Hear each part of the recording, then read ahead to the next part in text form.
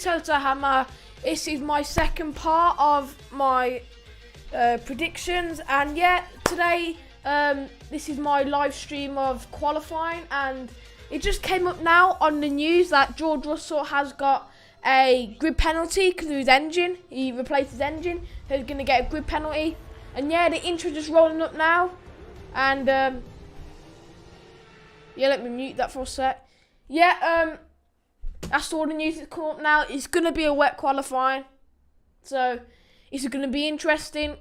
Q1, 2 and 3, yeah, it's going to be interesting, man. And any of the midfield teams or the top teams could do it. And looking at it now, Ferrari and Red Bull are doing good, because Red Bull in practice 3, they didn't have to go on the full wet, so they just stayed on the intermediate, show their confidence. And also Ferrari have been doing good results all weekend. Let's unmute this now. Yeah, it's starting now, Q1. Let's see who goes out in Q1. Yeah, round 14 of the F1 2020 season. So that's all the news that's been going on now. Can Mercedes keep up their record of taking pole at every single race this season? Yeah, there's also a record this season. Mercedes just been taking pole every single race. Well, they have a record for it. It says there. I have a record for every pole this season. Yeah, 10 days ago they just resurfaced it, so that's why there's low grit levels. Since this COVID happened, no one's been on it. No one has, so of course the grit levels are going to be low. Lewis Hamilton proved in 2010 this move on Jenson Button took his McLaren into the lead. That was the year, of course, that Sebastian Vettel crashed into Mark Webber. He crashed out of the race. Webber went on to finish third eventually. And the final part of the lap, turns 13 and 14. Well, you can follow the car behind you very closely, and you can overtake as well. Yeah, you can't. As you can see now, it's not good that it's not dry. It'll be so. If it was a dry race, it would be good, but the grit levels will still be low, but it will be in a better race. In the Pirelli range, and they put the tyre pressures up by 1 psi overnight as well. The soft, yeah, I think. What do you think, guys? Race. I think the race is going to be a little bit dry, but it's still going to be damp. The slick tyres, it's intermediate. They need to stop washing the track. It has been raining. Stop washing the track, because they will just make it wetter. There's a little bit of drizzle in the air at the moment, and the track absolutely sodden and very, very cold as well. Mercedes, as I mentioned, Martin Brundle, well, they've got pole at every single race so far this season. They've not just got 18 challenges to that record this afternoon. They've got just doing something, guys. As well. Max Verstappen's comments of yesterday are ringing in my mind, saying, "I hope it doesn't rain tomorrow." Well, it has rained. Oh no, let's fingers crossed it doesn't rain tomorrow. Fingers crossed. Tarmac tracks tend to have for a while no support races here to help burn it off. There is no wet line where you normally go around the outside to stay off the racing line to find all the old clag and bits of tire. Just don't go on the race line, because that's where all the dry parts are. In these conditions. Yeah, race tomorrow. If Hamilton finishes 4th, he wins the championship. If he wants to finish 5th, he needs to get the fastest lap. To the latest F1 cars, absolutely nailed on through turn 8, pulling 5G and ripping the drivers heads off their necks. Yeah, Mercedes the constructors champion, so you no need to worry about that. Soaring away at the wheel, desperately just trying to stay on track. In the Constructors' Championship, it is all over at the top. Mercedes Constructors' Champions and the most dominant car in Formula One history. 7 successive Constructors' Championships for them. The battle for 3rd place very much goes on though. Jesus, that race. Separated by just 1 point. That rain's getting worse and worse. Don't understand. If Valtteri Bottas the rain's getting worse, man. 8 points, then Lewis Hamilton is see how they do in Q1, because they're coming out. It's not getting called off. And there's a lot of jeopardy. It's not called off, so let's see how they do. Into Lewis's hands. It's Valtteri that desperately needs the big points tally here, and if conditions conditions stay like this through qualifying and tomorrow, it is going to be quite the lottery. And it doesn't seem as if Mercedes really have the fastest car in these conditions either. I know it doesn't matter about the fastest car. Yeah, qualifying starting in 5 seconds. Interesting qualifying this is going to be. Just saw a shot of George Russell's car number 63. As it stands at the moment, that will be starting right at the back of the field because he's had a power unit change. It's an extra power unit that he's had to take on board, and as a result, and according to the regulations, he will start right at the back. Yeah, Russell's still going out for qualifying, but he's going to get a grip panel. I think he's going to start from the back.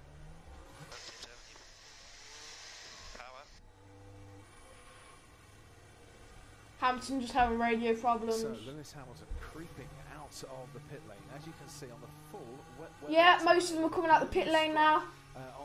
See how the let's see the news. I know you can't go full throttle. You can't go full throttle. It's impossible. You have to keep it like a mid-range. Yeah, Verstappen, Albon, Perez, Bottas, Stroll, Ricciardo. All of them are going on intermediate tyres. The Ferraris hasn't come out yet, but the rest are on full wets. But yeah, it looks like it is a heavy rain, but track stamp and yeah, you need intermediates, don't you? If it was heavy rain and full wets. Yeah, good so far, no slipping off. Ooh, Verstappen went wide on that corner there. Verstappen slipped. Jesus. Verstappen's just slipped. Look, he didn't hit the wall. He's back up again, but look, he didn't hit that wall. He would have been out. Would have been hard to come. Yeah, there's no grip. No grip. Impossible to drive. So far this weekend, last time he did that, Mexico 2018, he was on pole. Red Bull took their only front row lockout of the hybrid era, but they're not. Yeah, Verstappen just went wide on the sausage curbs and then went back on the throttle and he just slipped just a bit and then he did like a 90-degree angle. In turn 10 for good measure. These are very, very difficult conditions. So I say it's not about the standing water. It's about the tarmac's really slippy as well. And that was his teammate Alex Albon at the very same corner having a very similar issue as well. They've stayed out on the intermediates though at Red Bull. They obviously believe that if they can get those tyres up to temperature, then they are the tyre to be on. But it's a bold move already. Yeah, Verstappen's going through a lap now. Verstappen went wide again onto the green. Yeah, Verstappen just said there's no grip. He went wide again. No grip. Carlos Sainz is slipping a bit as well. Yeah, he's obviously got some confidence and some slipping a bit. There. But we've been going to brand new circuits last minute, haven't we? Lots of changes, now on top, the top 3 now is Verstappen, Ocon and Norris. Not going to stay like that much longer. In Imola, we got really lucky to an extent in Verstappen just had faster sector than somebody else got faster sector. Wonder who's on a fast one. A new or renewed circuits to form. Yeah, intermediates are probably the favourite tyre, but wets are good as well. Yeah, I think the intermediates are best tyre for now. Faster and slower, and let's see what they can find, where they can get the grip from. Just finding for the drivers just how much they can put that throttle down and where they can put it down as well. And coming out of turn 9, that seems to be a corner. Yeah, people going on fast one. Yellow flag in sector 2. As both Lando Norris and Max Verstappen just found out. Ted Kravitz. Green flag again. To you. Probably some slip. Yep, it's chance of rain is going to be almost certain to be a little bit more. Yeah, Ted just says on Sky Sports F1 that it's certain that's going to be rain. It's really certain. Albon, less confidence in the car, more at risk in terms of everything. Just wanted to go to the full wets and has pitted and done so. So let's have a time on the board, shall we? Norris just went fastest with a 2:07.4. 9:47 from Lando Norris just went to the top, Verstappen second. The track record here, See what Bottas gets. By Juan Pablo Montoya. But there we are, first time on the board. Perez went for a 2:07.6. Goes a little bit quicker. So the guys who like to go rallying, like Raikkonen and Bottas. Yeah, Raikkonen and Bottas used to be rally drivers, so they're quite used to this. Ocon went for 2:07. Bottas goes on top with a 2:07.0. Nearly in the 2:06s, not far off. The forecast, not the weather forecast, but the tyre forecast. Yeah, top three, Bottas, Ocon and Perez. Bottas might get pole, you never know. Any car can get pole at these conditions. Heading down the main straight. He was still spinning his wheels up to 5th gear. Yeah, people still putting the wheels into 5th gear. So rain in 5. So is that Yeah, Bottas's team radio just says rain in 5 minutes. Rain in 5.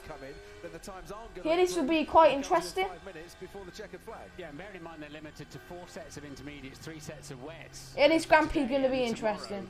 So Like I they've said got in enough- the they've got enough grip start of running the anything stream. up at the moment. But there look at goes the that. Haas. That was a 50-mile. The Haas goes off. Off the racetrack. Yeah, the Haas goes off. Reiterate, there is no wet racing line where you get There's- off the yeah. normal line. You know what's so not making the grip? There's no wet racing line, because if there was a wet racing line, it would have a little bit of grip, but the wet racing line is completely covered by rain, completely covered.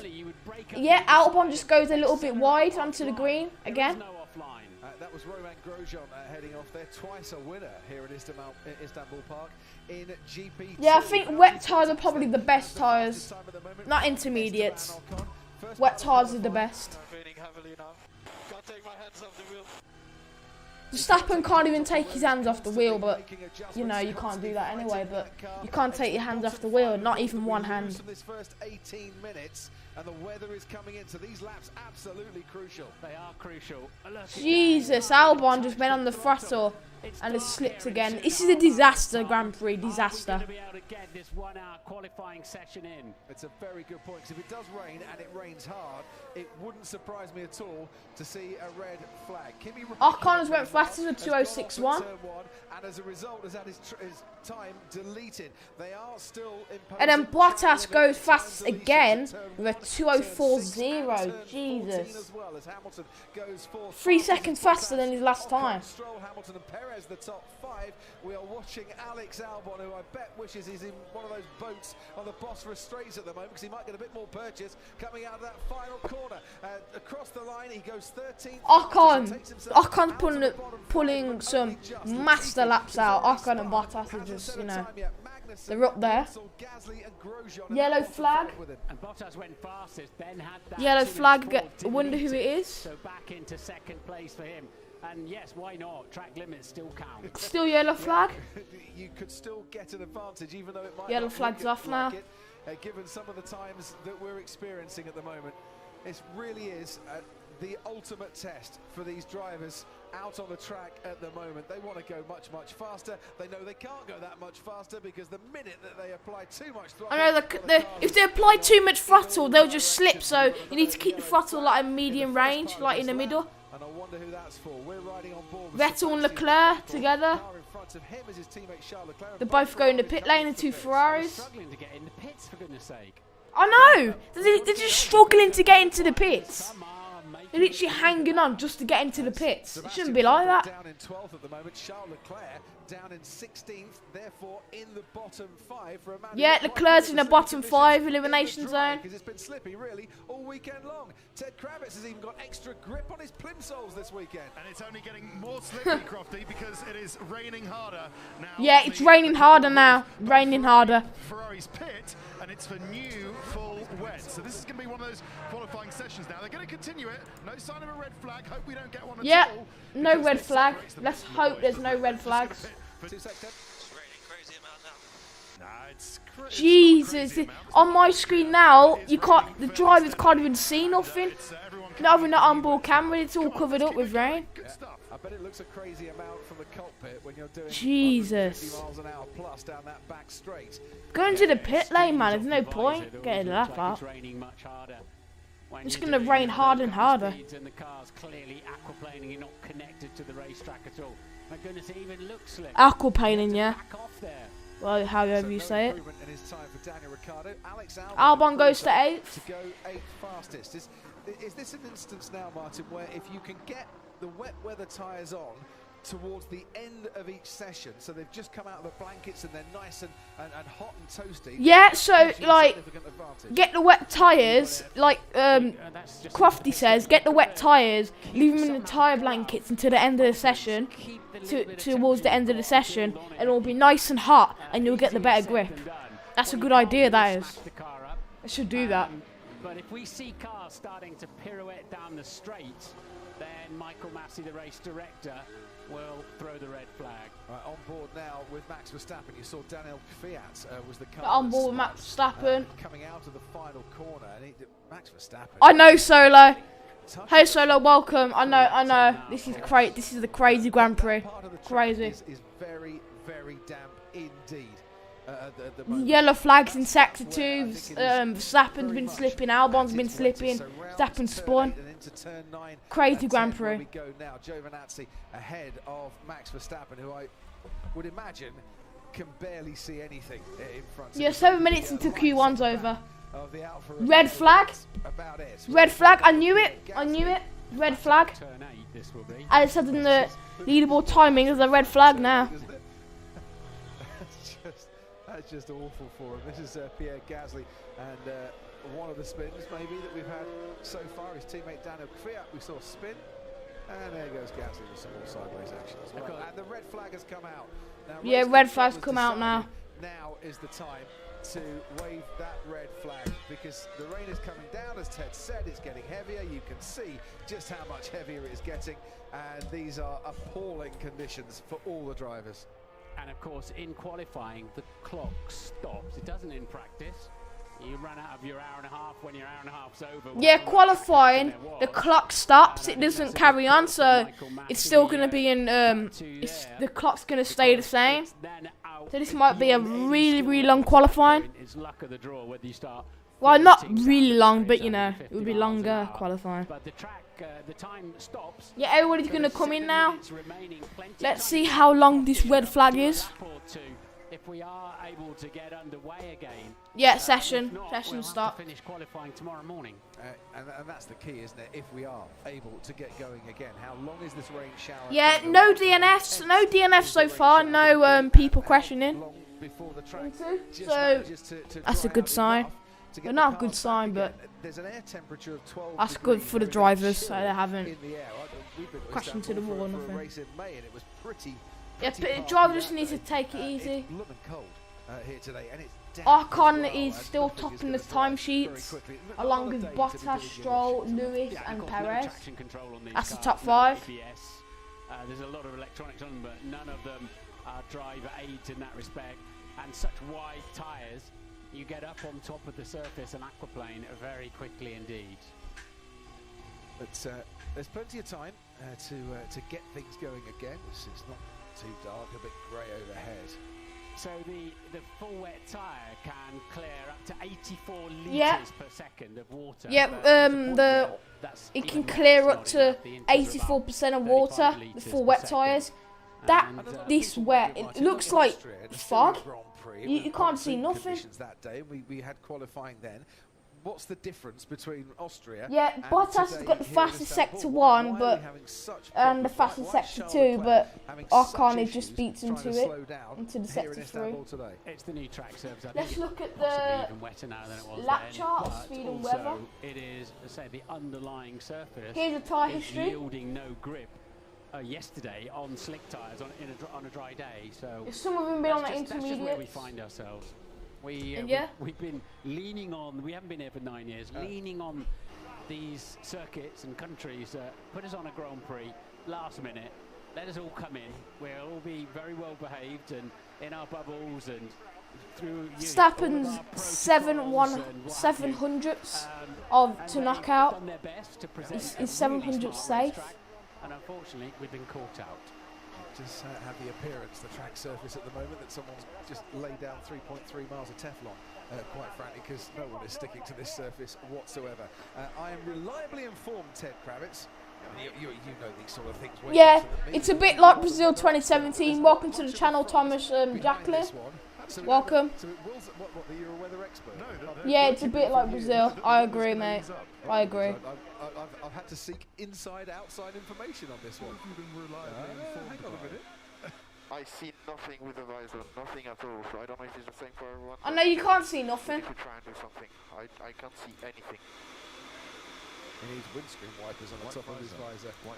Yes, your mate Rob Smedley has sent me a text because he's got the weather radar in front of him, and thank you, Rob, for this one. He says it will stop. I know, it's crazy. And then they can get it's crazy, man. Good old Rob stealing my thunder again. So Did he send you the same message? I'm here to know, because I can see the weather radar from where I am. I can see Red Bull. The clock should carry on going. I know it stops, but it's just going to be like a long qualifying. That's it.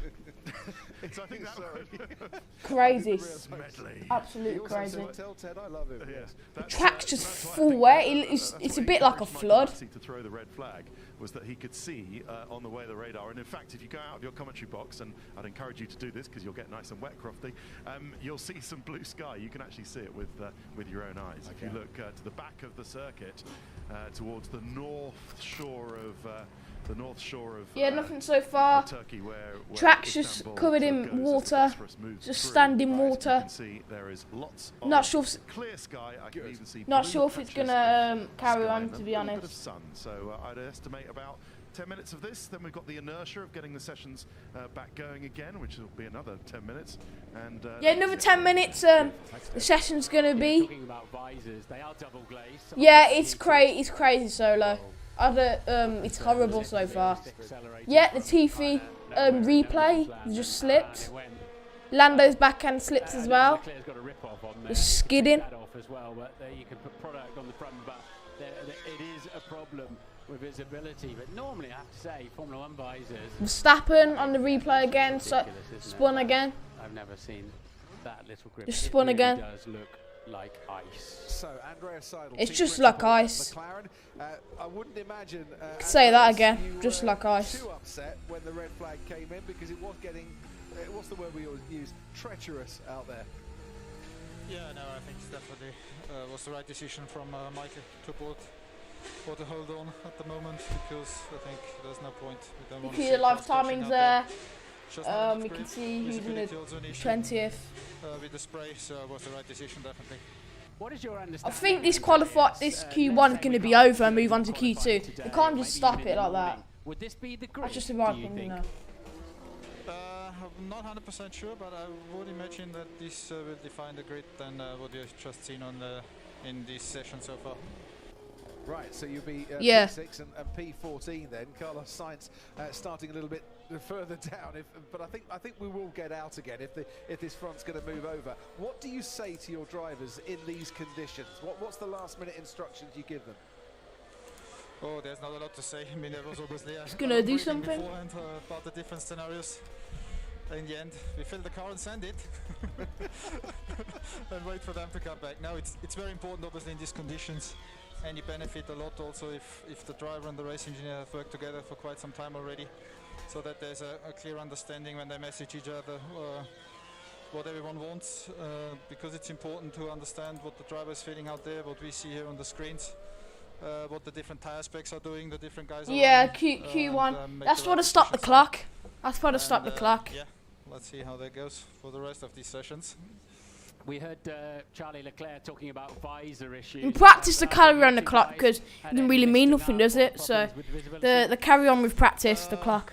No, not so far. At least not coming from the visor. Obviously, visibility on track is key to put a proper lap in, which is key. Yeah, the air is 12 degrees and the Celsius, and the track's 13 degrees Celsius. So it's really low for an F1 track because F1 tracks are usually like 55 degrees Celsius, 85 degrees Celsius. But as you said, it looks like it's getting better in some minutes, and then hopefully we can have and just finally, Lol. the decision to go on the intermediate tyres with both cars at the start. Who makes that? Come out in Q1. Two race You never know, That decision, Thomas. where's it come Never from? know. It's raining, Not me. and also the track levels are low, so Yeah. depends on If I'm skill and if I have stuff. to make these decisions. No, So it obviously we have a lot depends. of experts working in the background supporting Andrea Stella as racing director, the two race engineers and the two drivers. It's a discussion between these guys then. And from our point of view, the Inters were the right choice to go out at the beginning. It certainly looked that way. Andreas, thanks ever so much indeed. Brilliant to talk to you. Would be quite an interesting grid crop. What's your favourite F1 driver anyway, Thomas? What's your favourite F1 driver? Mine's Lewis. On pole in Formula 1 for the Lewis first time Hamilton, ever, that's my Valtteri favourite. Bottas on the front row, Lance Stroll, who, to be fair, is not a bad driver at all in the wet conditions. Youngest driver ever to appear on the Stroll's front row doing good. of the grid. I remember back in F3, he went to See where he very ends wet up. Spa and took pole No, there Q3. in his, championship So that season. matters. Alright, Lewis doing good Hamilton laps in alongside Q1 and Stroll, Q2, but Perez, it's all Norris, about it's down to Magnussen, Q3. always a bit feisty, Kevin Magnussen at the start. Albon, Kvyat, Kimi Raikkonen in 10th, yeah. And Verstappen and Leclerc 15th and 16th, but we should get out again. But I can't, you know, we. Yeah, we're talking Vettel about, 13th probably and tomorrow, Leclerc is depending 16th. on the forecast you look at, could be even more rain tomorrow. Hello, Anti-Spider. So We keep our Welcome to fingers the crossed that channel. we don't necessarily get Welcome, that. welcome. We don't want conditions where It's been the a race crazy gets race stopped so or the race far. doesn't even get run. You don't want Lewis Hamilton to become a 7-time world champion by there being no race at all. He needs, once again, his teammate Valtteri Bottas, I should say, needs to outscore him by 8 points to keep the title race alive. And at the moment, Yes, we've session got start. qualifying with Yeah, 6 red minutes and flag. 56 Red flag, seconds you can to see go. on the live They're all timings. stopping, 'cause Been of a the red race. flag. Let's head back to the paddock, Simon. And bang on cue, as you head back to the paddock, the rain stops. So there we are, as we can see in behind us, as Ted was mentioning from his position, up there on the roof, there is blue sky on the horizon. It appears, Karun, that the weather is moving in from that way. What happened? Yeah, the red flag. It stopped the session. Verstappen slipped off. Russell slipped off. Everyone's been slipping off them so far. Ocon topped the timesheets. Second, Bottas. Third, Stroll. Fourth, Lewis. Hamilton. Johnny, Fifth, Perez. because the amount of water that has fallen, I know. Yeah. Anti-spoiler. I saw the dog. I know now, as you were saying, that they can Yeah, fill he's up off the full track up to now. 84 Yeah, at the litres per start. second, the intermediates at 30 litres The per dog. second, but are they gonna He was get, just running. a better shot than those that Don't know are what I was already running going at down? to, but you know.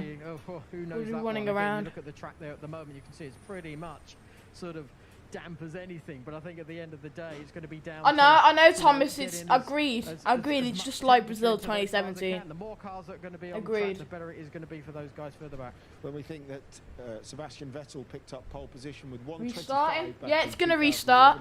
About 30-40 seconds. It's gonna restart. Slower than that. So let's have a look round Valtteri Bottas's lap there in wet conditions, and you can tell us about it, Karun. Yeah, with about 7 minutes to go, they will have 3-time last. So this is Bottas on the full wet, struggling for traction out of turn one. Watch how early he's shifting. Yeah. there. And every time he goes up a gear, it breaks Restarting traction. now. As they're going up the hill now. Yeah. Dropping down, he uses The fourth track gear conditions to are run getting down better, just a little bit, not turn too much, three, but trying to keep the the revs track low. conditions are getting better. He's got a car in front of him, or 2 cars, 3 cars in fact in front of him. Bottas trundling through it, barely touching the throttle. He's like coasting downhill between 3, 4, 5, 6 here, and just scrambling for grip. Dropping downhill again to 7, don't really have good visibility, and he's catching these cars in front of him. Yeah, Bottas is doing good. He used to be a rally driver. The guys in front having big snaps of oversteer. That's an Alpha Tauri who seem to be struggling for tyre temperature more than other people so far this weekend. We have a spinning Williams. In Yeah, front. spinning Valtteri also Williams. goes If you off watch it on Sky at Sports turn F1, 8, you can see all the and, footage. Obviously, I can't show that manages because of copyright, but I can rejoin. show live So timings. obviously, you can see that Alpha Tauri's now pulled away from him. 4th gear through the apex of turn 8. I mean, they'll be about 100 miles an hour slower than he would have been in the drive into turn 9. This, I think, has proved to be one of the most difficult bits of the track to get the power. Yeah, difficult bits of the He's track. nowhere But close Bottas to might get pole, you Even never when know. he gets Ocon's completely been doing straight, it good. takes a long He's time been for him showing to good commit results. to full power. Raikkonen's down in They have a 10th. little bit of a lift Yeah, over the brow the Renault. before you brake for the final 3 corners. He's And used this to is- the weather and he I used to mean, be a he's rally braking driver there, as well. you know, To give him a little 200 advantage. meters before the corner, and bearing in mind in the dry, they break at about 60 to 65 meters before the corner. So, yeah, really a strong degree of trepidation there. Every time he tries to turn. What's your predictions? Who's going to get pole? Say in the chat, guys. What's your predictions? Different podium, definitely. Yeah, 3 laps, Simon. That's definitely. What they get when they track green. Yeah. Anyway, who do you think's going to get pole, people? Who do you think's going to get pole? First exploratory lap just to see. Safety car. You've been doing some laps around the track. You've been skidding everywhere. In your opinion, I mean, there's still people saying, "Oh, they should be out there." Was it the right thing to red flag it? Yes, it was. Anyone, I yeah. say that because that's not racing. That's not what it's all about. There is a skill factor coming into play. But when you have zero control of the car, how can people say they should be on track? Because they're not out I being think able to like we're getting to a Hamilton, point now, Leclerc, Verstappen. in the cockpit there, yeah. that he can sort of say, yeah, we're ready that to go. Could but be, the more cars we have on the track, that's a obviously good. the quicker it will sort of dissipate That's a good that, prediction. Water. That's your opinion, isn't it? Yeah, Mine's Bottas, Leclerc, and Ocon. That's mine. Well, we can see here. Where we see where the puddles are here. Yeah, it doesn't matter about the fastest car. So yeah, that's my predictions. Bottas, Leclerc, and what's the other one? I think Ocon. the fact that it's not rained for the last 5 minutes, the fact That's that my I see predictions. blue sky behind me says that we will get the 10-minute warning. I think at the end of this, being burned Mylander, he'll probably say, "Yeah, das ist good," in a few minutes' time, hopefully. I think we've got a good chance with the drainage because most of the track, to be honest, is actually cambered and it should take the water off of the surface itself with a bit of luck. Yeah, the drainage is good. I remember 2011 when I did the FP1 session So far, with the Lotus. That was a wet session, and the drainage. Safety cars out there doing a few laps, testing the grip probably. We didn't seem to have an issue with standing water. They ran that whole 90-minute session without a problem then.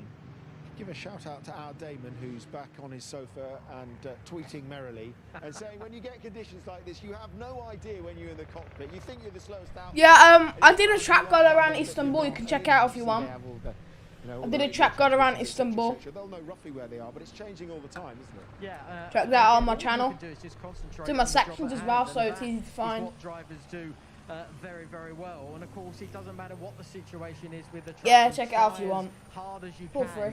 and with the track being as greasy as it is at the present time, it's just being a bit smart, being a bit clever, and just keeping yourself on the track itself. Wonder how long this clock's gonna be. Throw you straight off the track. But like I you wonder said, how Sam, long. yeah, Drivers still in the car, at the end of the so day, you've done a look full at the lap data on the track probably. itself. Up to Ted on the roof. Obviously, they're looking at the data.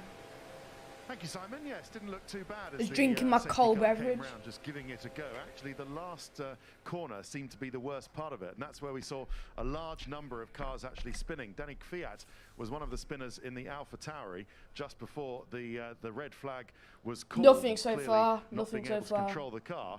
For all the talk of No Mercedes news yet. struggling, wasn't so bad, was it?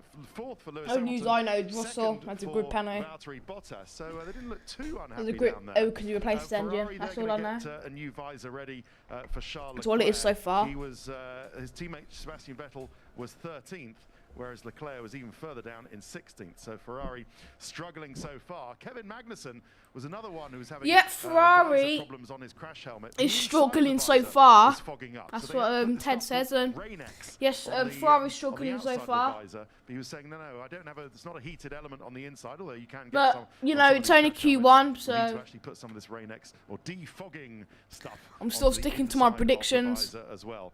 Red Bull, you can see. It's not exactly going to be my prediction, but you know, it may be close. It's going to be close. Hasn't rained for quite some time now. And looking down to Renault, they're very happy. Esteban Ocon, currently fastest of all, but that's looking pretty good. So yeah, it's well, it's dry up here. So what can we say? Ready to go. Ready to go, but if you are Charles Leclerc, Karun, and you're Safety in the car bottom five, drivers. let's have a look at Safety Bergman car drivers in on the there. Safety car as he ploughed around, doing that exploration. Doing a If you're few Charles laps. Leclerc, tactically, how do you play this last 6.5 minutes of Q1? What do you mean? You mean the timing, the timesheets? Do you mean like that? You mean the timesheets? But if you go too early, your tire temperatures are plummeting. So to me, I think you're almost better off. Mean the timesheets. Gaggle of cars going, because It's so cold. The track temp is 14 degrees. I think let the first gaggle of cars go out with hot tyres, and you still get the 3 laps. Yeah, I'd do the other way around. I'd get out there early. The guys then behind are then going to come onto the track, start to sort of throw all that spray and get out I'm just chilling. the track itself. Hopefully you don't catch anybody up when you start your lap, but I think that's where the team then have to Still in the gauge cars. where the last man will be. Looking at data. Best you're going to get 3 laps. Yeah, best. Aren't you? Yeah. The commentating. I got Sky Go. Making sure that they got hot tyres in as the rain came down. The ones in the blanket. Yeah, I got Sky Go. Obviously, I can't show on the stream because of copyright. But I got Sky Go, and I'm just playing it in the background on Sky Sports F1. So that's how I'm getting the commentating. I mean, it won't be a problem now. They'll all just have hot tyres and they can go straight out. Is that a nod that says yes? I wonder. Okay, helicopter is overhead. Safety car is back in. No word yet from race control. Stand by. Here's David and Martin. We'll get a 5-minute warning, I'm sure, from Bernd Mailander in race control. And the trouble that Charles Leclerc's got is that Johnny's right. You want to get out there as early as possible, get to the head of the queue, but he might have to be sat there waiting for a few minutes at the end of the pit lane to get to the head of that queue, and then your tyres have got way too cold. Yeah, that's a big problem. I mean, the engines will tick over for quite a long time. They drop their cylinders down and they'll chug along, waiting. But as you say, this session, and therefore the session's going to be stopped for a while. I feel we could get the process back underway now if we think it's not going to rain again. Yeah, just get the process underway. Just get it all going again. Forget waiting, just get it all going. Whatever warning we're going to get, because we're right up against it on light here. There's no doubt about it. If we're going to keep losing chunks of time to get this qualifying session done on an overcast day, sunset is 5:45 p.m. It's 3:30 already. We're only a dozen minutes into 3:30 into qualifying, so just make exactly so low. Just make this. Just make the decision.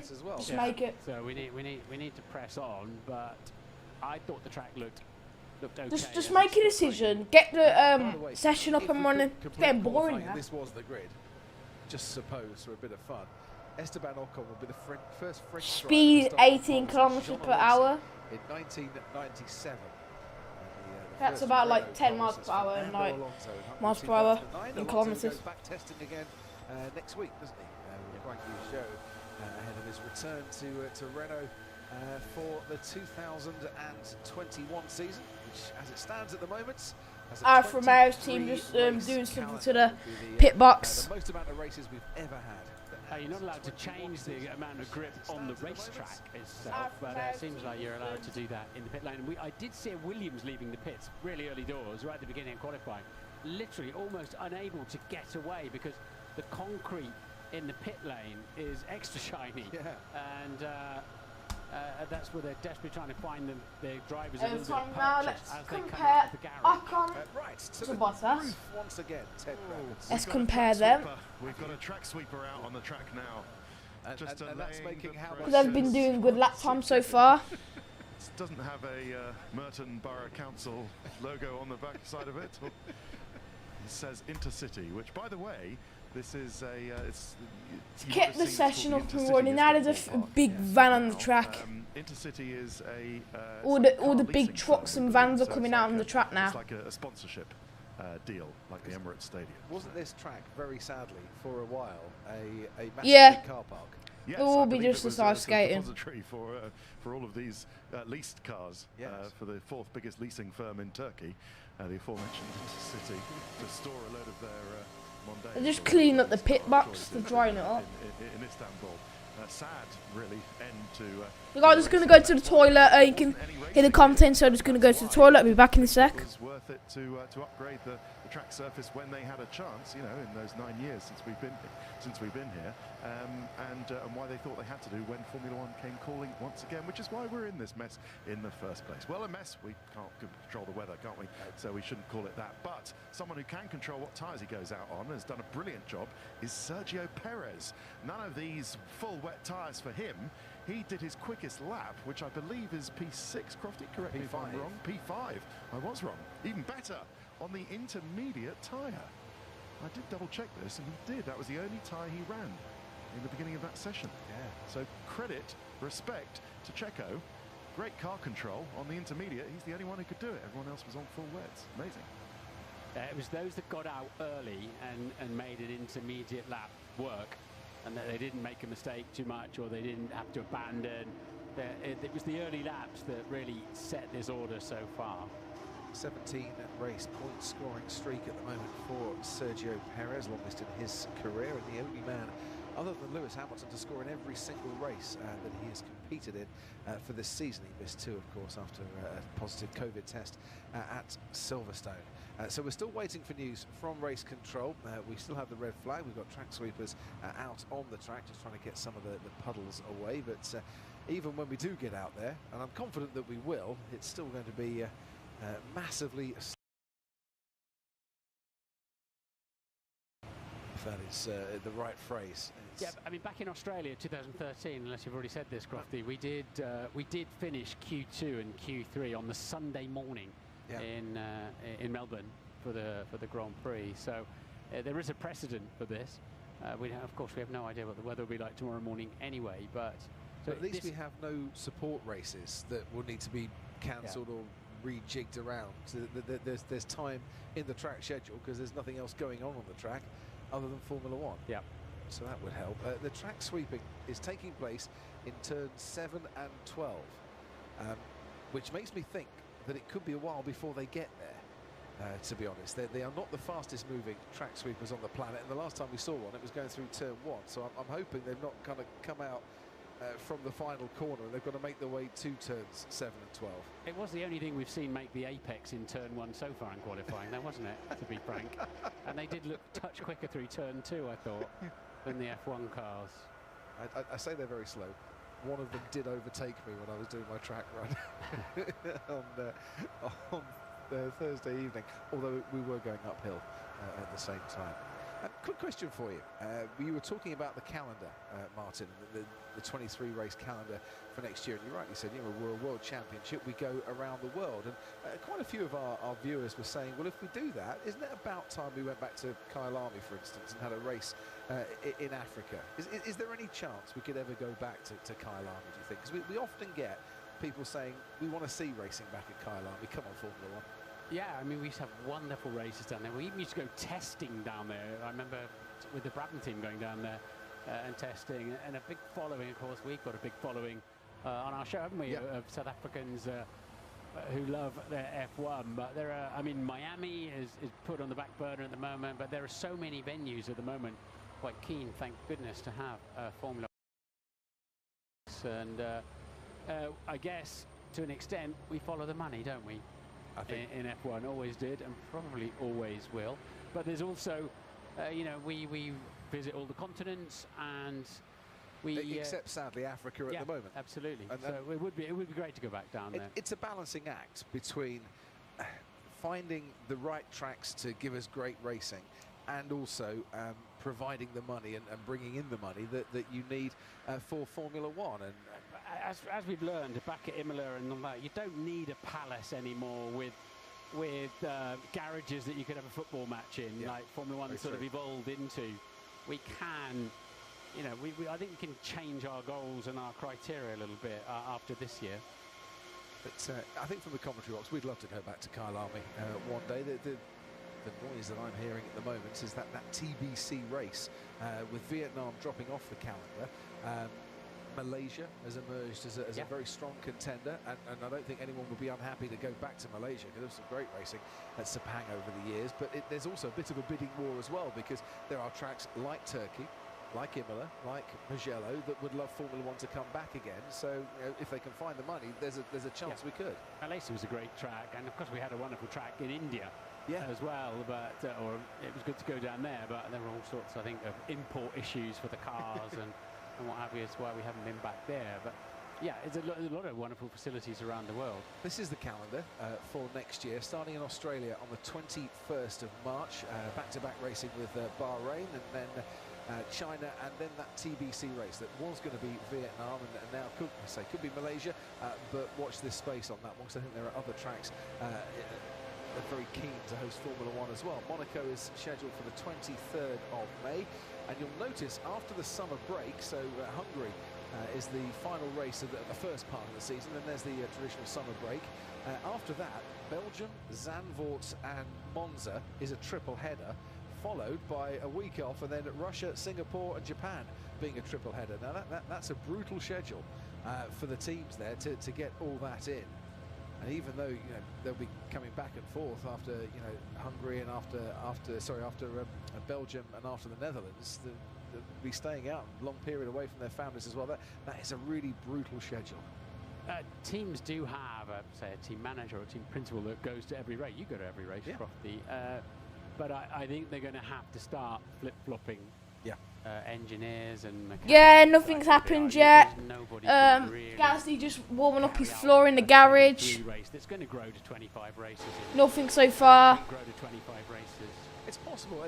23 races. Nothing started. It's going to be a really long qualifying. A question for you, Andreas. As team boss, I would imagine you'll be at all the races, but really long qualifying. Do all of your staff have to do every single race, or could you have one crew, an A crew and a B crew, to manage it the more races that we get in the calendar? I think it's, let's say, we have a split within the team. There's obviously some functions in the team, people that are involved, let's say, on the performance side, on the reliability side, on the pit stops, car build and so on, where we simply cannot afford a rotation because you need, let's say, I see that like being an elite sports team, you need the best players on the field, and you simply learn race by race. You learn from mistakes, you learn from things that go well, and it's important to keep that forward, to keep, let's say, putting that forward, or this experience, and use it for the entire season. And the challenge simply that we have now for next year with these 23 races is we look into together with our guys, so we do this in a very inclusive process. How can we help them when we do these 23 races out here at the track to make their life easier?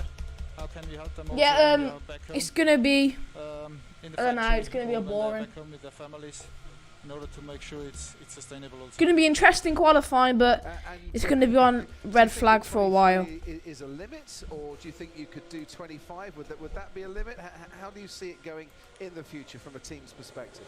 Well, I think we have mentioned several times, we clearly would prefer that we might go down even to a race calendar of 20 races, but in the end we fully trust F1 here to make the right decisions. I think in the Concord Agreement there's a limit of 20.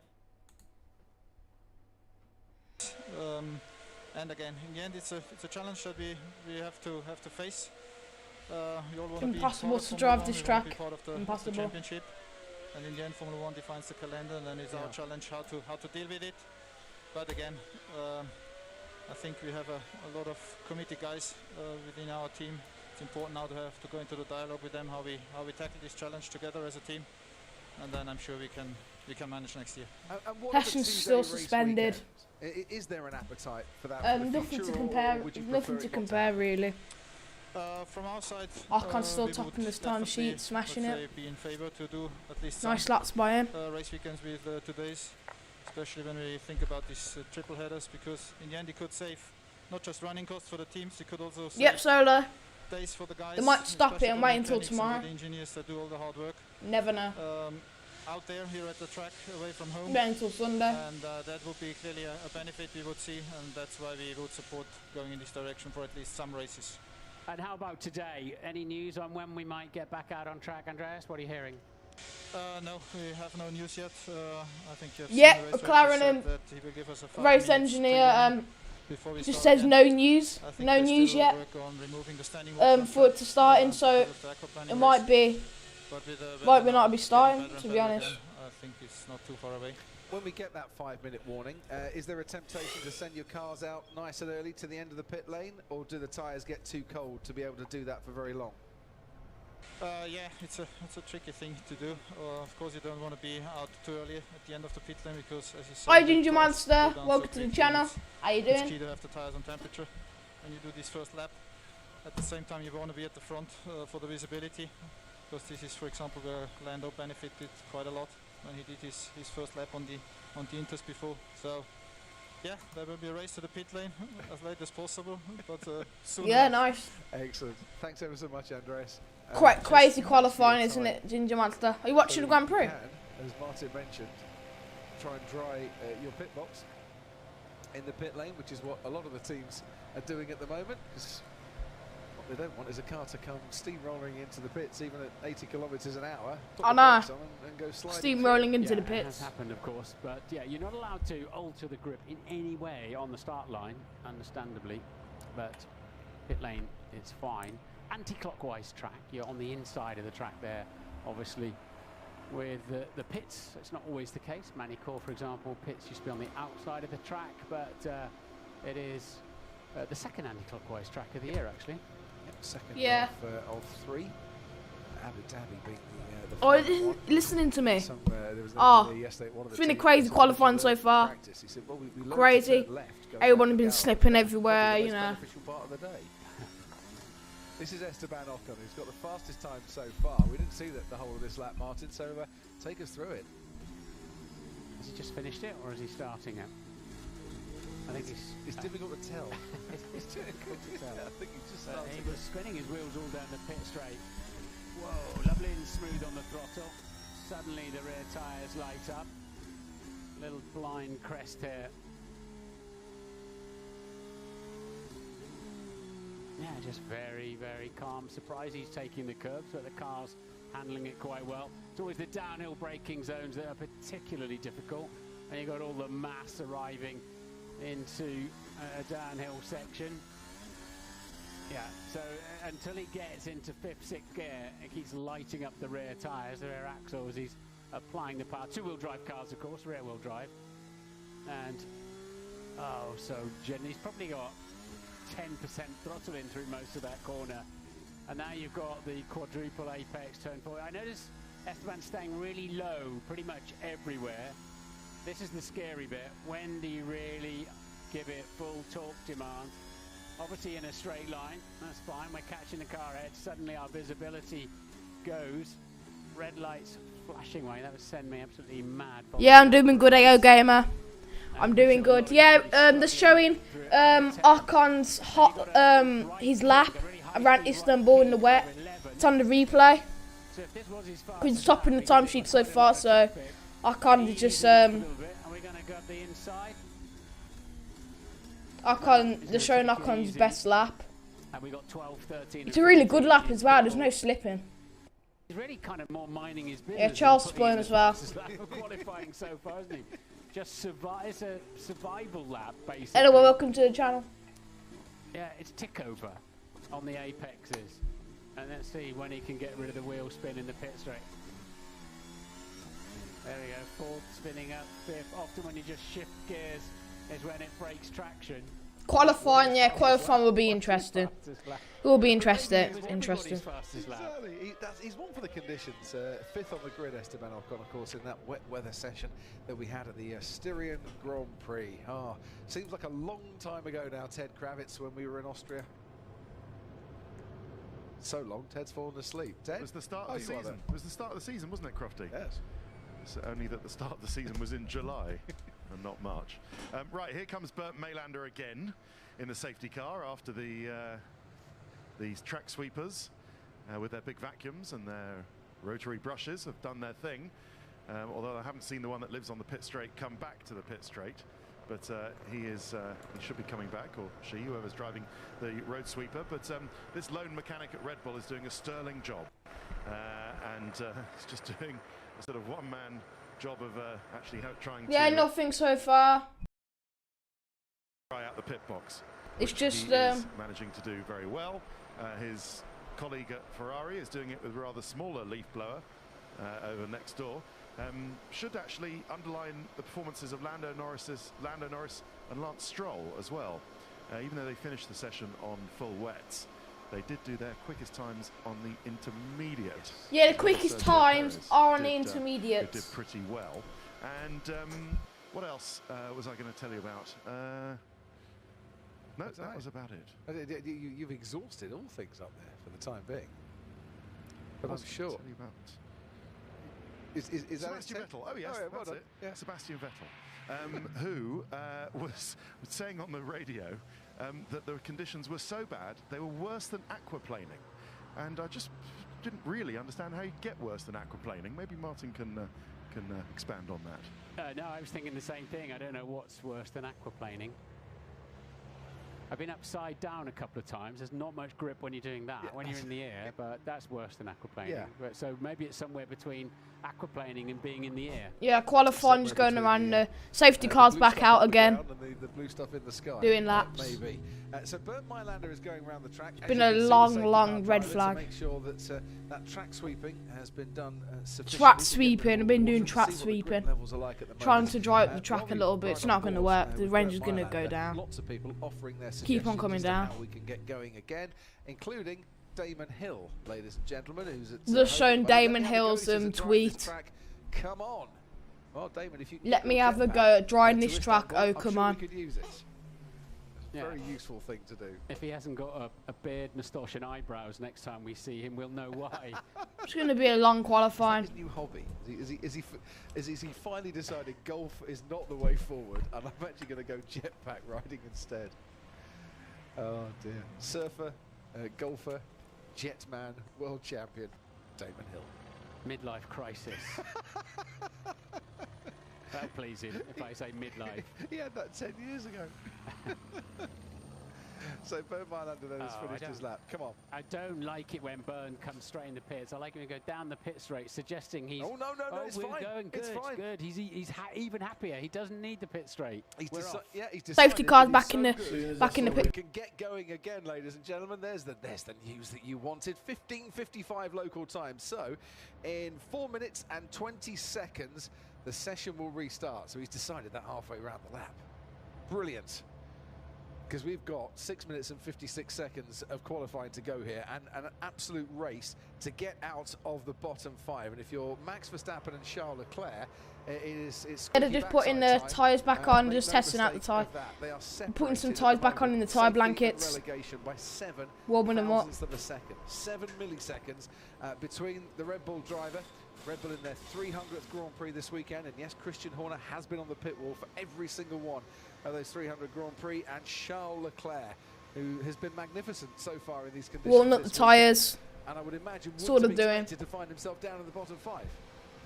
Like the advert we used to have in the UK, isn't it, where the guy used to go, yes. Drivers are still in the car. What was it, Del Monte or something? When Bernd Mailander says yeah, we're off. The man from the safety car says yes. Yeah. Absolutely. Good. So Nicholas Latifi right at the bottom, along just behind his teammate George Russell. Latifi's had a spin so far. Gasly's had a spin so far. Grosjean has gone sideways off the track as well. It's all manner of problems in the first part of qualifying, but now, as what have we got?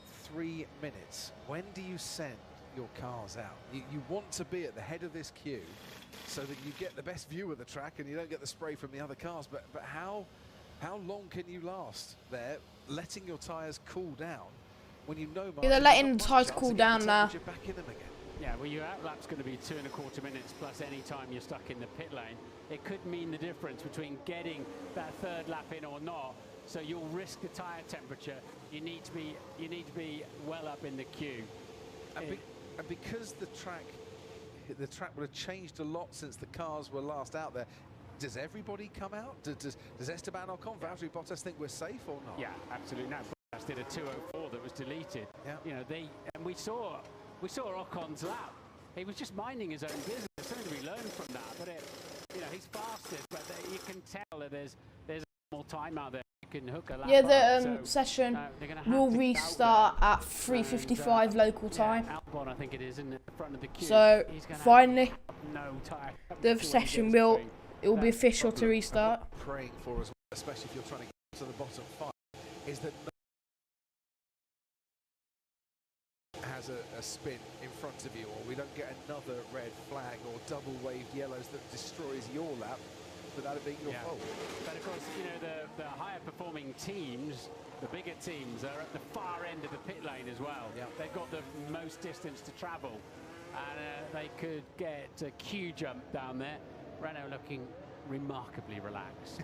It's like it's all part of the plan down there. So we've got a minute and a half just under. Ferrari have sent their 2 cars out. As we keep repeating, Charles Leclerc needing to get out of the bottom 5, but there we have Alex Albon, Kimi Raikkonen, Max Verstappen. The session's going to restart now. Some drivers are out of their garages onto the pit straight. Probably, I would say. Yeah, but, it's back on the so way. It's back on the road. Track position of visibility versus warm tyres. Red flag's off now. It might well be last driver over the line. See the green flag? You can, you know, as the track just improves and improves and improves. So 45 seconds to go. Ted Kravitz. Yeah, 45 seconds to go. Keeping their engines going. So, until Q1 gets back on the road. Mercedes-powered ones can switch their cars off and then start them up again on the energy recovery system, the MGUK, which is like a starter motor that feeds off a little gear system to the actual crankshaft of the engine. But from what I can see and hear down here at the end of the pit lane, just overlooking them, they all kept their motors running and all on full wets. Which would be, I suppose, nice for the drivers, because it'd be a bit cold in that cockpit otherwise. Yellow flag again. Come on. It'll tick over nicely. Let's see qualifying back on the road.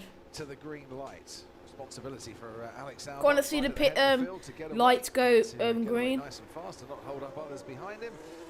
Not have any issues on these exploratory laps. Straight out of the garage, tries to come. George Russell and tries to cut in there behind the Ferrari and ahead of the Renault. Williams in that last garage before the pit. Gunner's gonna add. Let's have a look then. I think they're all out now. Oh, let's see. Already Kimi Raikkonen just spun. Already just skidded. To the angle he wants. This close to the wall, man. But that shows you how tricky it is already. The most experienced man in the field, within a few hundred meters, going sideways. Yeah, a few hundred meters going sideways. And he's desperately trying to close. Leclerc and Raikkonen.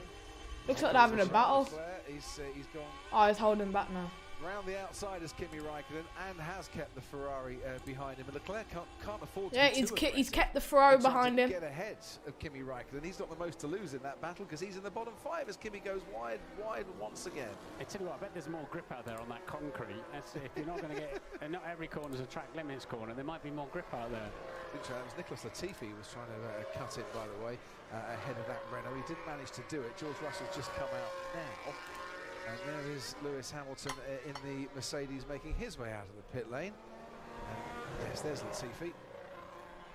People have been slipping the pit lane as well. But in the end, has to file in behind Esteban Ocon. And this is it's going to be a crazy qualifying. He's going in a straight line, and then suddenly he's not. Yeah, Kimi Raikkonen probably goes to try to do full throttle. That's why he skidded a bit. Dislodge the back. We've seen a few lucky spins, haven't we, today so far? That was a few lucky spins, all right. On board now with Max Verstappen, and that was his view of the Alfa Romeo. Yellow flag on the leaderboard. Luckily, he could just about see yellow flag on the right-hand side of his car. So let's watch Alex Albon now. He's had one exploratory outlap from the pits. And this is where he starts getting timed. And Albon currently it's Albon on a lap now. Let's see what he can do. His fastest time so far. I mean, it's just a see what he gets in the first sector. Into the first corner, you're always going to have to be cautious. Look at the amount of water that thing's lifting into the sky. Going for a lap, Verstappen on one, Raikkonen on one. All 20 cars on track now. And they'll start clearing the water. Yeah, they're looking a little bit faster. 4 litres per second. They're looking a little bit faster than cars around the track. Not at these kind of speeds. The grip levels might have improved a little bit. And I think it's Charles Leclerc who is in the bottom 5. And I think Charles Leclerc has had quite a nasty moment for him down into turn 1. He's still going. He's now behind Esteban Ocon. But I think he's gone off the track and rejoined it again. As we continue to watch Alex Someone's Albon. gone to track and rejoined it again. Switchy, isn't it? That car every time he puts his foot down. No one going on for flight. They're all getting yellow sectors. Verstappen's got a green sector. Let's see what he can do. Yellow flag again. Red flag stops. Leclerc when it was slippery yesterday and this morning. And that is Romain Grosjean, and he Romain Grosjean in the gravel. As you can see on the leaderboard, it's red flagged again. He's not going anywhere in a hurry. Now, red flagged. This has got very bad for the bottom 5, which includes Romain Grosjean, but it's the second red flag of the session. The clock stops at 3 minutes and 30 seconds to go. There's still enough time though for an out lap and a hot lap. I'm stuck. Yeah, looks like Grosjean's out. There's his qualifying over. Park. In F1 qualifying, this is what's happened to Romain Grosjean. Into turn 1 we go. Trying to keep it in a straight line down the straight, trying to stop it in time, spinning and into the gravel. Just nothing Romain Grosjean could do about that at all. Just added something and no need to worry. What are we gonna do? Yeah, Grosjean's stuck into gravel. Can't get out. In these sort of conditions, there's a high chance that that's exactly what we get. This was Charles Leclerc, and I mentioned that he'd had a big off as well. Yeah, Leclerc had another big off into the gravel, but lucky the runoff area was there. Saved him rather than going The reverse path. into the gravel. He was going the right way. They're lucky, but Grosjean, there was no runoff area. Everyone just been slipping. It's like driving on ice. Sandcastle on the beach. There we go. Now he's going to floor it. You've got to put some drive in. Stop. Keep it going. He's very well to get out of there. And look at that. He fancies the grass more than the gravel. That was smart. That's how he managed to do it. Now he gives it some beans. Yeah, it lives for another day. But this man doesn't. Grosjean is out of qualifying. Yeah, he's out. To add insult to injury, would they have deleted Charles Leclerc's lap Red time? flag The red again, flag and it was just about to finish. He Q1. It was 3 minutes to go, so it's gonna be another long red flag again. again. That is Grosjean out of qualifying, and another red flag. His teammates still in there, like Kevin Magnussen, but Grosjean is completely out. Car. So all the cars back into Yeah, the timesheets stay the same. Ocon, Bottas and Stroll. The There's the top 3. Lewis in 4th. They might stop qualifying and wait until tomorrow. You never know. Fingers crossed. Been a long one so far. But having seen how the cars are performing on that lap and a half that we got, is Michael Massey of a view to wanting to restart this? I wonder. Yeah, probably warming up the tyres again. Warming up the tyres and tyre blankets. In a very short space of time. Yeah, the reason why they had more grip on that lap because the tyre blankets warmed up the tyres, so it would be really hot. I think the track's not waterlogged. Hasn't got any grip, but it's 4:03. The session will restart again. I'm really not sure anybody's going to go faster. No. Some FEI guy just checking the tyres. I think we're just going to keep getting this qualifying session done a bite size at a time. Absolutely. I would assume there's absolutely no point throwing a massive gamble if you're Charles. I know, it's pointless. We'll stick the inters on. See if they I know, can go Ginger any Monster. faster than the wets. If they're all struggling, maybe we could do an intermediate lap. But I would imagine that would be slower as well. Yeah, but when you see Kimi aquaplaning off on full wets, I don't think the inters will. But, they'll quite quickly clear that standing water away. But if you're, I don't know, a set of inters probably means a shunt. Right, so there's a scramble around the garages. There's 3 sets of wet weather tyres, and when one set's not on the car, the other 2 are keeping warm in the blankets. So they want some, other two drivers are keeping their things in the blankets, the tyres. Yeah, tyres are coming back out. I mean, drivers are coming back out their garages now. So yeah, qualifying one's going to be up and rolling again. In that little mini session we had, second go at it, but Verstappen's got to hope that he can just get a clean lap. Nobody goes. Yeah, Verstappen needs to get a clean lap because he's 7 milliseconds of getting eliminated. getting disqualified, so he needs to get a lap in. He'll be watching. Well, he won't be, but on the Red Bull pit wall, they'll be watching Charles Leclerc's sector times with a lot of interest here. I thought Ted was just going to tell me I was wrong on intermediates. I think somebody was out on intermediates. Well, if anyone was going to do it, you'd probably think Max Verstappen would be the man to try that. But out they come. Hamilton comes out. Although, yeah, Bottas, 2 minutes and 57 seconds until qualifying 1 is over. Let's hope there's not any more red flags. Really had the time to do that for this one, and that might. Crazy qualifying so far. Our Bottas came out now. Hamilton's coming out on the full wets. Full wets is good for this track. And they've been keeping the tyres warm with a blanket, so maybe a little bit different. Once you clear the bar into Q2, it all resets. It doesn't matter anymore. You've got to clear the bar. Absolutely. So happen on the replay. Got to the head of the Verstappen goes wide again onto the green, but hasn't slipped, so as long as it's not a track limits. Yeah, everybody's gonna go wide. Everybody is. That was turn 6, and that is now a track limit corner. Yeah, it wasn't yesterday. It is today. But it'd be okay on his out lap. Just don't do it on the next lap, Max. Will be the instructions coming from the pit wall. Yeah, but this track is fine. It's not dangerous. No. It's not dangerous. It's very, very difficult. It's difficult but not dangerous, but it seems like it's dangerous with how many people have been slipping off and stuff. In terms of their qualifying performance, Kevin Magnussen will beat Romain Grosjean because Grosjean can't go any faster. Yeah, Magnussen will out-qualify Romain Grosjean. You can see. Nice bit of drift. Yeah, Verstappen's done another lap now, back to start it. Done his out lap, now he's fast lap. Tackles this 3.3 miles around Istanbul Park there. But you don't want to break traction if you can help it. You're not going forward at that point. Turn 1, we've seen all the dramas, haven't we? So you've got to get into 1 because if you go yellow flag on the leaderboard on the live timings. Into the gravel. That looks all right. He's got plenty of throttle on, hasn't he? This is where Kimi Räikkönen came a cropper on the last out lap, but Magnussen taking it very nicely indeed. Through turn 3 we go. Nicely through turn 3. Everyone else out on the track as well. Nicely. So Verstappen did the 2 best sectors on his out lap. Which suggests the improvement. 2 best sectors on his out lap. That was his out lap sectors. That's quite good. Carrying a lot of speed. You know, if I'm Let's see what he gets in sector 1. Lap, we saw yellow flag. Checker flag now. So woo, sector 1, fastest lap. 2 seconds off. I'll knock on time.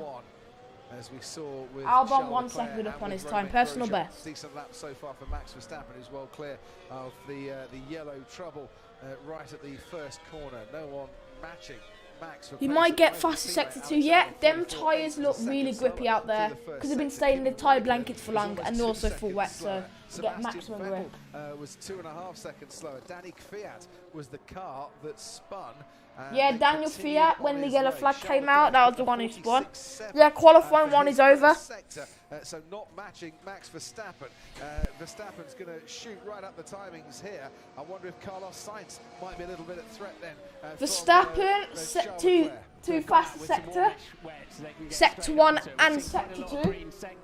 Except for Max Verstappen. They're all magenta sectors. Yeah, Verstappen as it stands now, it's Verstappen, Albon and Kimi as it stands now. Charles Leclerc has improved by half a second compared to Carlos Sainz through the first yeah, Albon, Verstappen just went for 1.74. The Red Bulls look good here.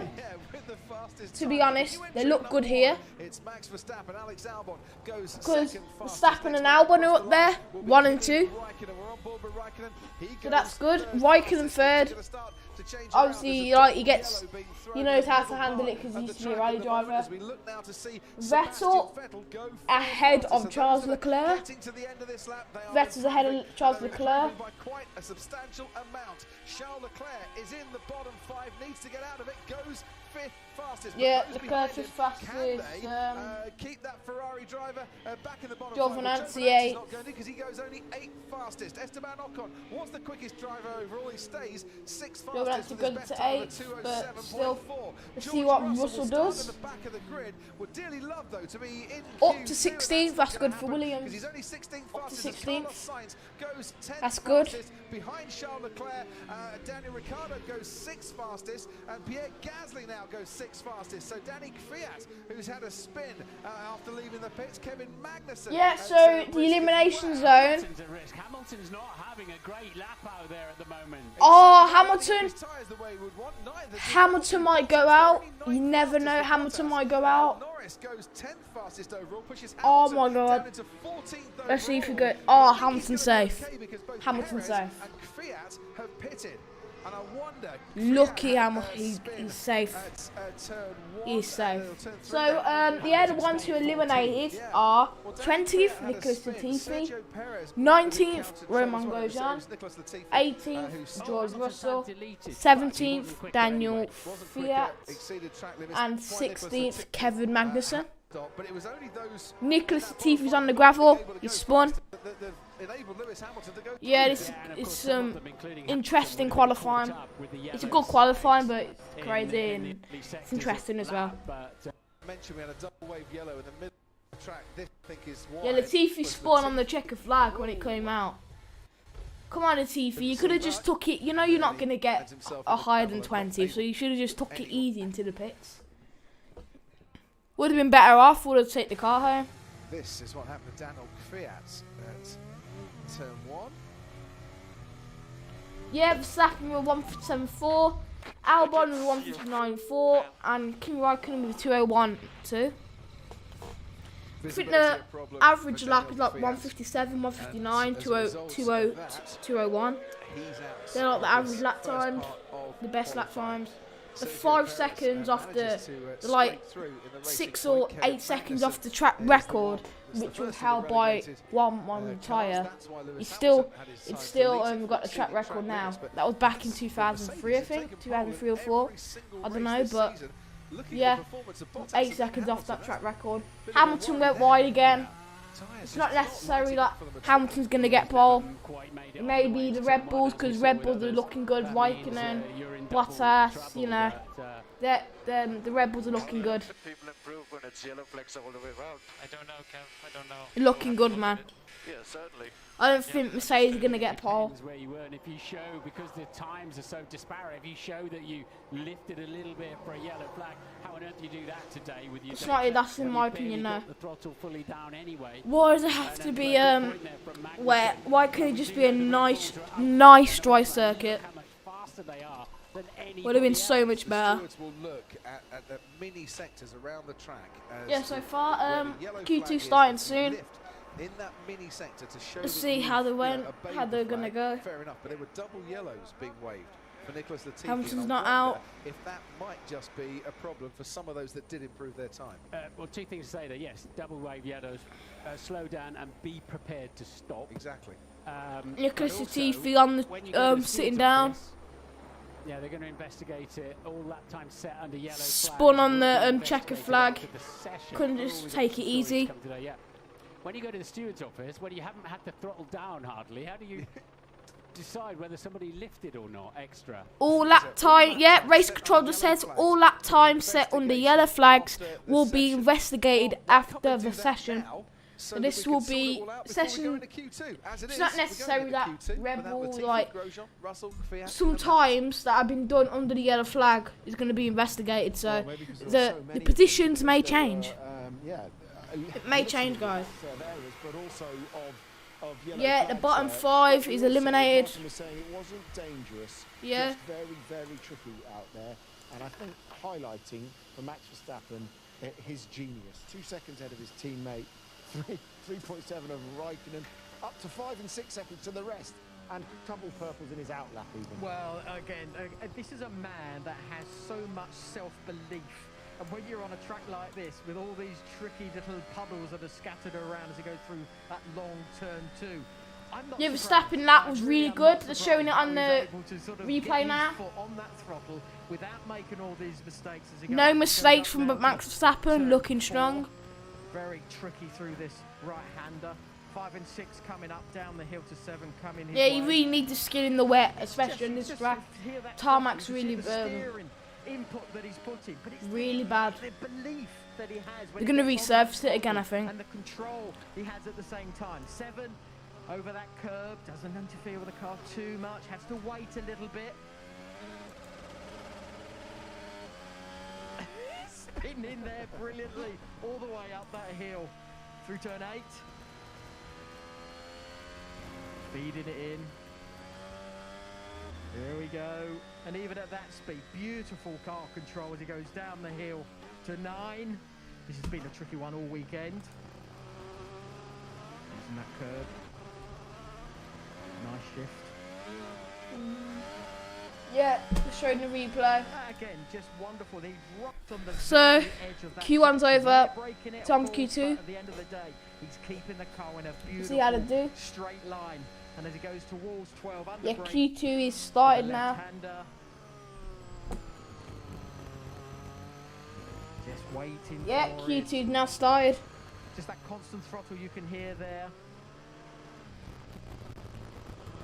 Tricky there, rear end really right on the edge for the last turn. Again, just beautiful good. because he's just right on the edge of traction the whole way around the lap, and what a lap. Q2 It's started. wonderful to watch a genius at work. Yellow I know that, flag all round. mistakes amplified in these conditions, hence why we've got the big All round yellow team flag. cars. Nevertheless, Max Verstappen out there on his own in that session. Let's get back up to Martin and David.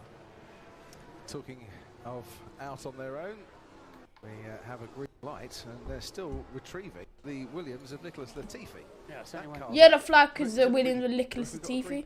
No, it's a bit wrong there. We're keen to get it. So they're coming under full wave yellows. The truck on the track. That hasn't quite worked out. Yeah, we could have waited a minute, I think, on that one. And coming off the back of Imola, where we saw those marshals still working at the side of the track, whilst Lance Stroll was unlapping himself during the race. Don't want to see that. We don't like trucks on the track, especially on wet days. Certainly don't. So that was the Williams of Nicholas Latifi. His teammate George Russell keeps up his record then of now 35-0 against his teammate on a Saturday. The man Ted calls Mr. Saturday has out-qualified his teammate. Yeah, let's see how to again, do but he'll working start on a the- radio. No idea. Kimi Can't was really hear what absolutely he's spot saying. on with that. I don't know why they started the session either. Russell will start right at the back because, of course, of that engine penalty that he took from Friday. Ted, to you. Yeah, grid penalty doesn't mean No, he still beats his give him- teammate. Sure, we can't call him Mr. Saturday today because he has a grid penalty, so it doesn't count. Crofty. No, yeah, but that was from Friday. Doesn't count. Right, I tell you who's Call him optimistic. George. Yes, of course, but he is good on a Saturday, though, isn't he, Martin? Eh? Yeah. Very. Mr. Saturday. It's getting I tell you drier. who's optimistic, Gotta that's admit. McLaren, the only team that I can see. It's getting because dry. I didn't see what the Alfa Romeo Sauber was on the intermediate tyres. So good luck, Carlos. Good luck, Lando. Yeah, Lando and Sainz on the intermediate tyres. Probably should have went on the full wet, but let's see how they're doing. On the intermediate tyres, this could be a voyage of discovery for the man who turned 21 yesterday and for the rest of the teams as well. Yeah, Albon is in first place, second Raikkonen, and third Sebastian Vettel. Will still clear a decent amount of water, but he'll be taking a bite out of the seat every time he hits the throttle. Red Bulls again, 1 and 2. Again, the Red Bulls. They're doing good. Gotta admit. Gotta say it. They're doing good. I really think they're gonna get pole. The Red Bulls are really looking strong. Don't know why, but they're looking strong. The Mercedes doesn't look good. They don't look good. Like the Mercedes finishing the 14th and 10th. Yeah, and the Red Bulls are like up there into 1 and 2. And even Raikkonen's fair play. So let's see how they're doing Q3. Mercedes. Let's see if they can pull out like historic. That's exciting, isn't it? I'm like, oh, I thought it was going around then. It's yeah, guys, I'm also streaming soon on my Twitch and YouTube, so there may be a little bit iRacing or Kartcraft, so look out for that on my channel. Lando Norris, first place. At the moment, a lap around here, no more. This will be tricky down here as well. And Norris first place. Has been all the way through this weekend. Kimi Räikkönen, by the way. They are looking strong, the McLarens and the midfield teams. So far, They are. Sergio Perez. Oh, that's brave from Good as I well. think, brave from young Lando there. I don't know what's going to happen. Raikkonen, Vettel, Ocon up there. You kind of ignore in the wet. Up there. Becomes terrifying. These You know what? Personally, you know, forget the predictions. I don't know who's going to get pole. Just get straight to the point. Pierre Gasly up to second place. Don't get greedy on the throttle through the exit. Get it straight. And then Till on my street. Oh, Albon. Hard man. Albon. As well. Over the line he goes. It's 2 minutes, still miles behind. Albon. In With Q1, the, he's pushing himself. Max Verstappen. Yeah, I'll give credit to him. He's pushing himself, but let's see if he can handle the pressure in the race. Ricardo up to second instead of Giovinazzi up to third, So and he's going to have to try again, but you get the feeling the McLaren. Verstappen, Stroll, Albon. 2-3 laps time. It's going to be a That's when the predictable intermediates might come into their own qualifying. as more and more cars get rid of more and more water. Predictable qualifying. Yeah, it's interesting that Lando was quicker on his inters than anybody's gone so far. Lando is quicker than anybody on the inters. That's good. Albon, A little bit too wide in 200. 6. Alex Albon That forced them. I mean, the racing points are second and third, locking out the second and third row. To go. Watching Daniel Ricciardo tiptoe his way out of the final corner with Max Verstappen, his former teammate, right behind him. Ricciardo goes second fastest, make that third fastest as Verstappen does now comfortably break the 2-minute barrier. I told you he On was the getting good. well. Lewis, 5th place. Nice. 3/10 back on the wet 5th and 6th tyres place without two in Bottas the and Hamilton. racing points, but That's going good. second fastest, and we mentioned earlier, Stroll Raikkonen up to second. The conditions. So is Perez, his teammate, by the looks of it. Yeah, I said Perez was looking good too. Valtteri Bottas only 4th fastest Bottas, in the Mercedes. 4th. Hamilton down Now to Lewis 7th. Hamilton going 5th fastest, all breaking the 2-minute barrier. But Yeah, breaking the 2-minute barrier. whether this is intentional or not, certainly Norris not on another lap. finding the pace. Raikkonen up to second, Max Verstappen, third Perez, 4th Stroll, Albon first, Max Verstappen 2, second. All weekend long. Interesting, come on. Official This lap is then, providing he hasn't any good. misdemeanors. It's about at the same time. It's only 8th this time. Welcome to the channel, guys. Welcome, welcome. On the wet weather tyres, It's a really crazy qualifying. Temperature there, and 8/100ths of a second behind Max Verstappen. Decent lap, it seems, there from Kimi. What about his teammate Antonio Giovinazzi? Lance Stroll, top the timesheets. Nice. Touch the timesheets, Lance Stroll. For Raikkonen, a 2-minute 1.4 for Giovinazzi. As Ocon goes 6th fastest, Sebastian Vettel can't lift himself. Neither can Charles Leclerc yet. Lance Stroll and Perez are doing good. At the moment, so They are doing good. I'd expect Alex Albon to be moving up as well pretty soon. Yeah, Stroll is Albon's on gonna an move. absolute stonking Albon up run. to second. Albon then goes fastest. Stroll It's is Lance first Stroll still, that's done with a good two lap. perfect sectors so His lap was far. a 1:55.7. Grip levels are improving.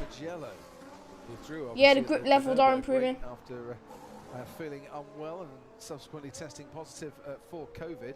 But he hasn't got a points finish since his podium in Monza, and he hasn't been in Q3 since Mugello. But the Racing Point and Lance Stroll and Sergio Perez looking very good. Yep, in these Stroll conditions, up but the there, track obviously Raikkonen was up to as well, second. getting faster and faster all the time. As Stroll goes quickest overall. and Peter Perez doing then consistent third lap fastest. time, doing good lap times. Verstappen was not faster on Albon the lap. third. He had a particular 4th incident Bottas. or Hamilton what, I don't know, down to but Stroll 7th. fastest then, as you say.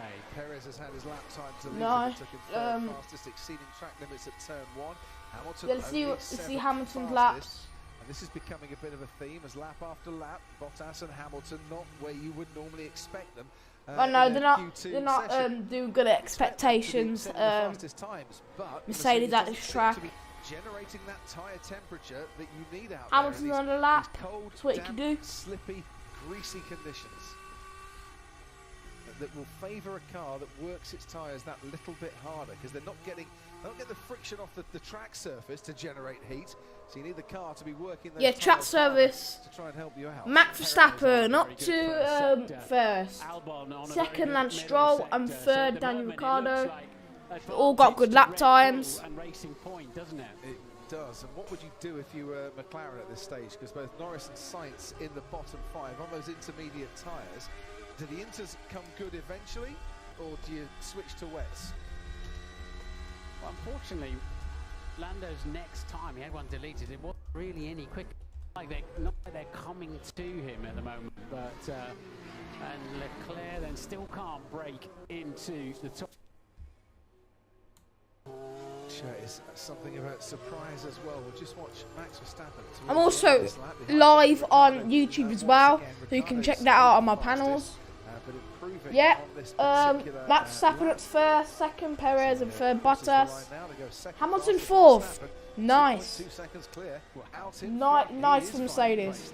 Lock out the second row.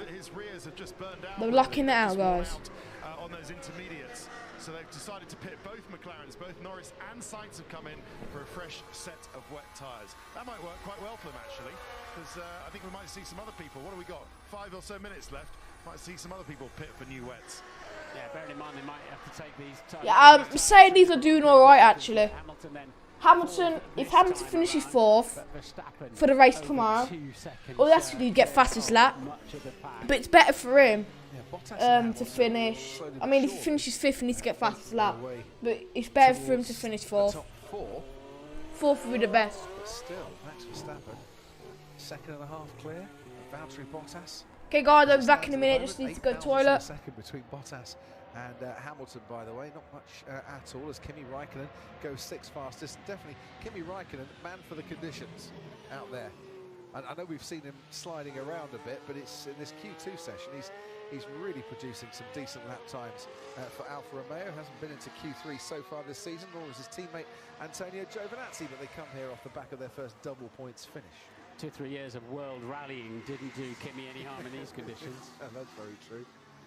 Very true. This is the view that Pierre Gasly has got. It's not much of a view, quite frankly. I hope his is better than that camera view, actually.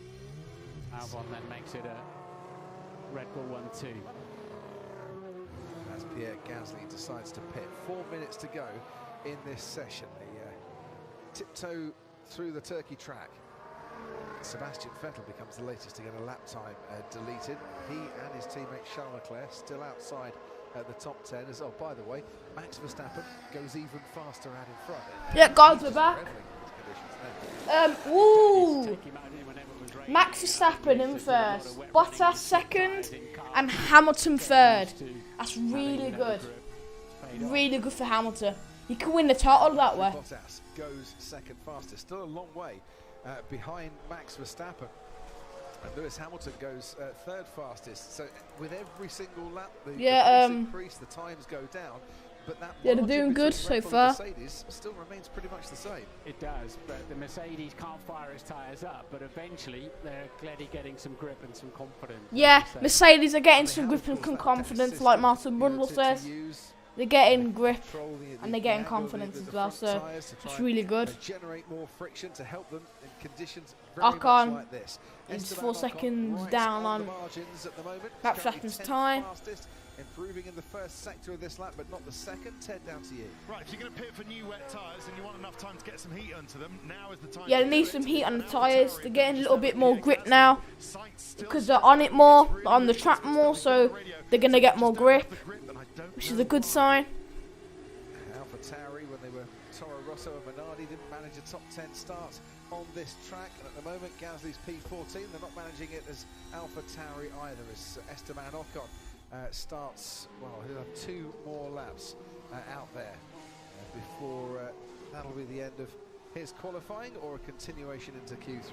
Norris can get a couple of flyers in yet as well.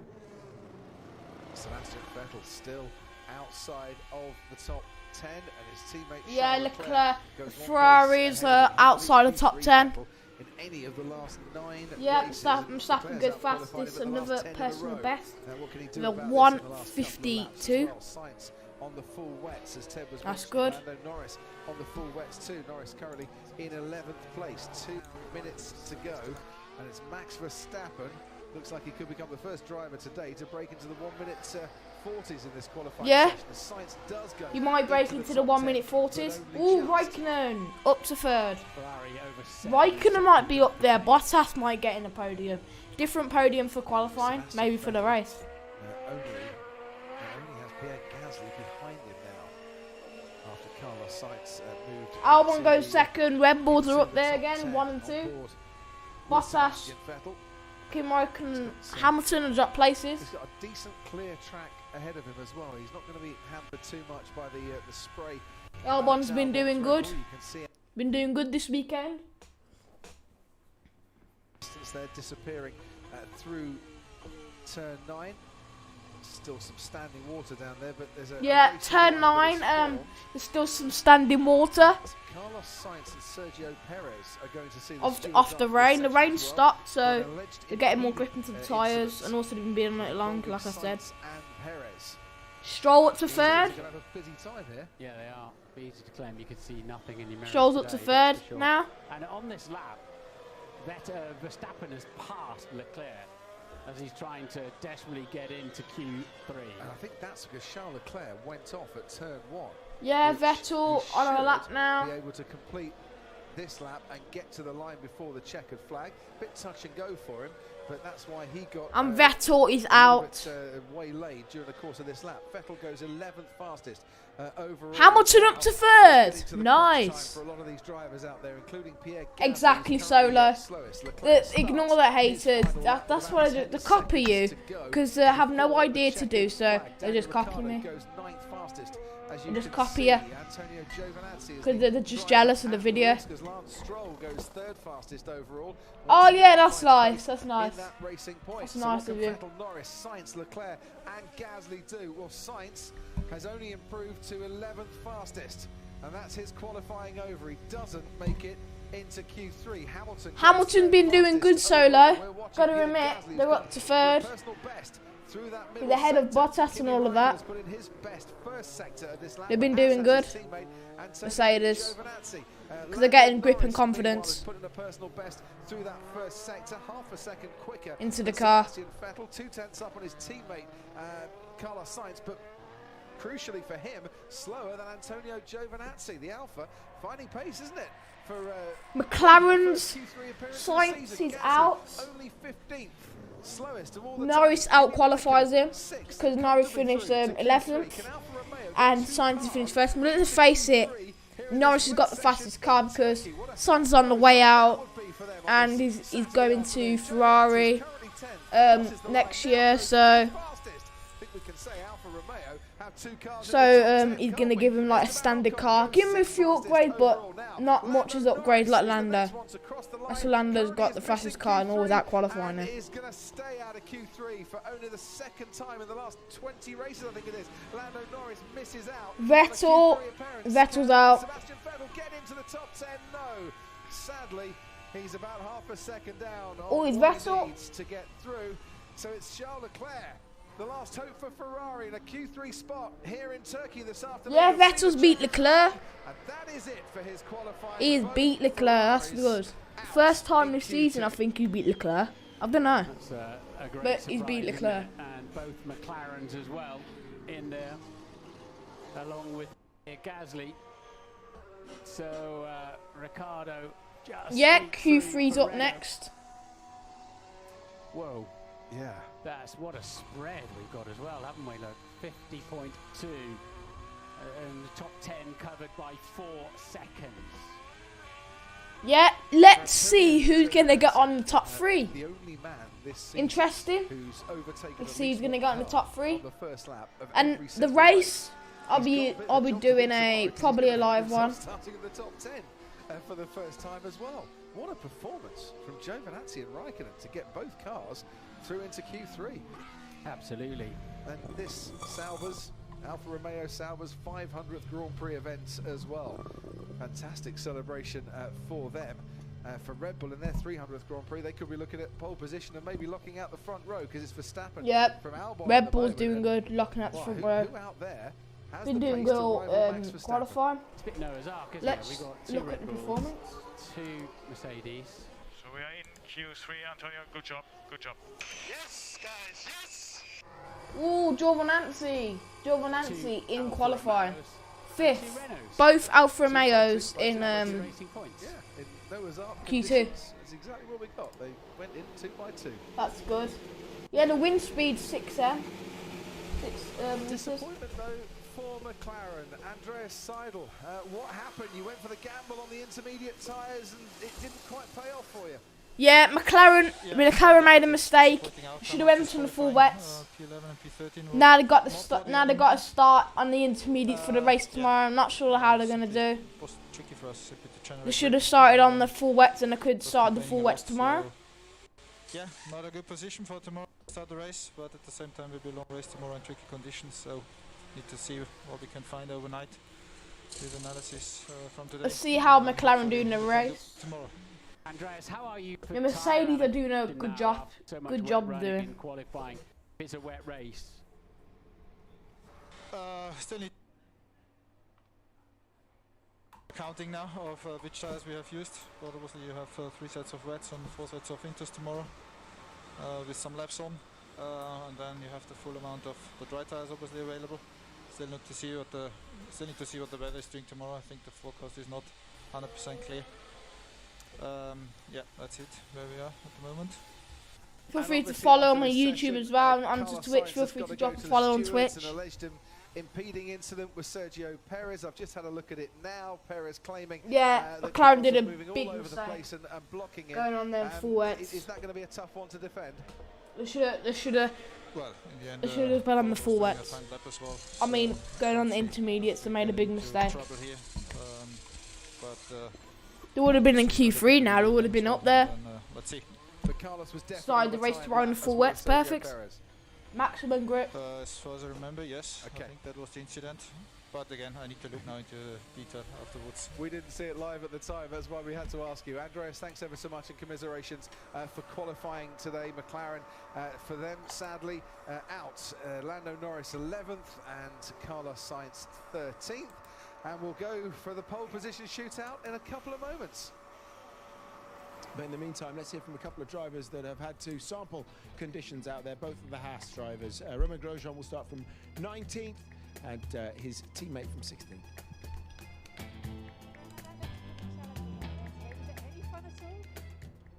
I don't know. I guess for some guys, yes. For me personally, not really. I didn't drive well the first run. The second one, I think I got the hang of it, but obviously went down. Yeah, good qualifying so far. Good job, but I guess with the wet condition tomorrow, the track should be reset and hopefully a bit of a crazy one, and we can get the most of it. There's a forecast at the moment that suggests there might be some rain tomorrow afternoon as well. Are you hoping it's just dry now? I think so. Okay, all right. I think so for the fun. Thanks, Romain. Thank you. Kevin, you did the best you could in those conditions out there today. What are your thoughts? We saw the double waved yellows, but we were difficult to try and see who was behind them at the time. So do you think your lap will still stand? Yeah, clearly my lap will stand because I backed off. Nobody else did. You know, I backed off. Yeah. The track was better, so you know you were gonna improve. Good qualifying. There was a double yellow flag. The rules say you have to. Yeah, it's all come down to the Q3 now. So and then I'll be back in a sec. Look at it in session. So now I'm knocked out. I'm not running now because people don't respect the rules. So yeah, I'm pretty annoyed with that. Will you go and speak to Michael Massey? Yeah, of course, because if this is the norm, if this is normal, then I can't justify backing off. I'd rather get through and then get a penalty after. So, you know, it's dangerous. All right, thanks, Kevin. Thank you.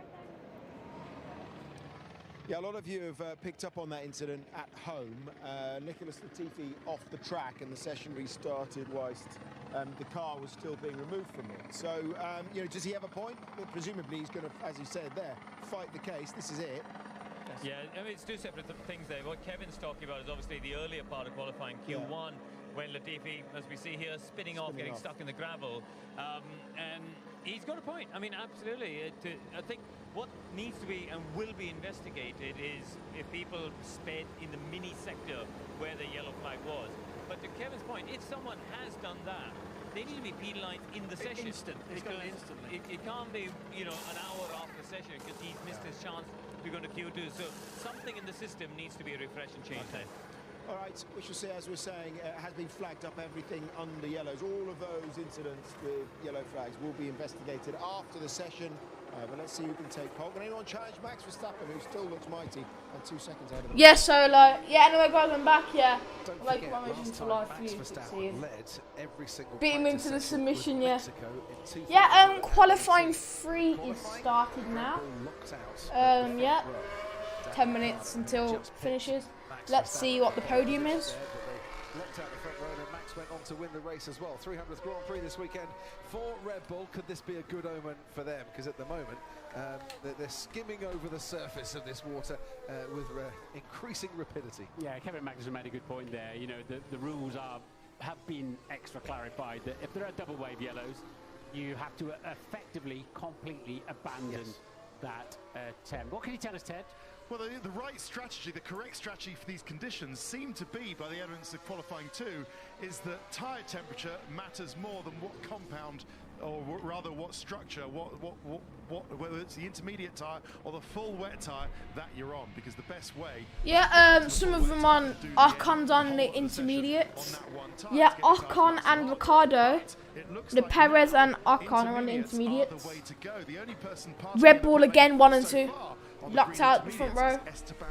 That lap. Expect Racing Point maybe to change onto the inters as well, Ted. There was quite a bit of activity. Or are they out there as well? Has Perez gone out on... Oh no, they might have. No. There was a bit of activity in the garage. Stroll has gone on the wets, and we haven't quite got the info for... Checo is on the Verstappen's going for a lap now. Movement with the wets, and that generates more temperature. As I said earlier, the land to sea ratio, you got more groove and less rubber on the track with the wets, but it can generate more temperature. Let's see what Max Verstappen can deliver. This is the end of his outlap. He's been Verstappen on a flyer. Great comment. Yeah, Red Bull are smashing it. Hamilton in 3rd place. Nice. That's a good sign. We asked Andreas Seidel about that incident between Sergio Perez and Carlos Sainz, and he said he thought that Sainz was on a flying lap. We weren't following it live because we didn't see the pictures live.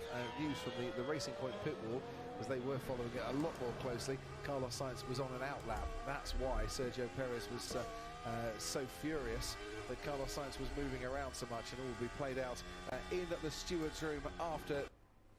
Verstappen's on a flyer again. 2 fastest sectors. As will all those drivers that improved their lap times under yellow and double waved yellow flags at the end of Q1.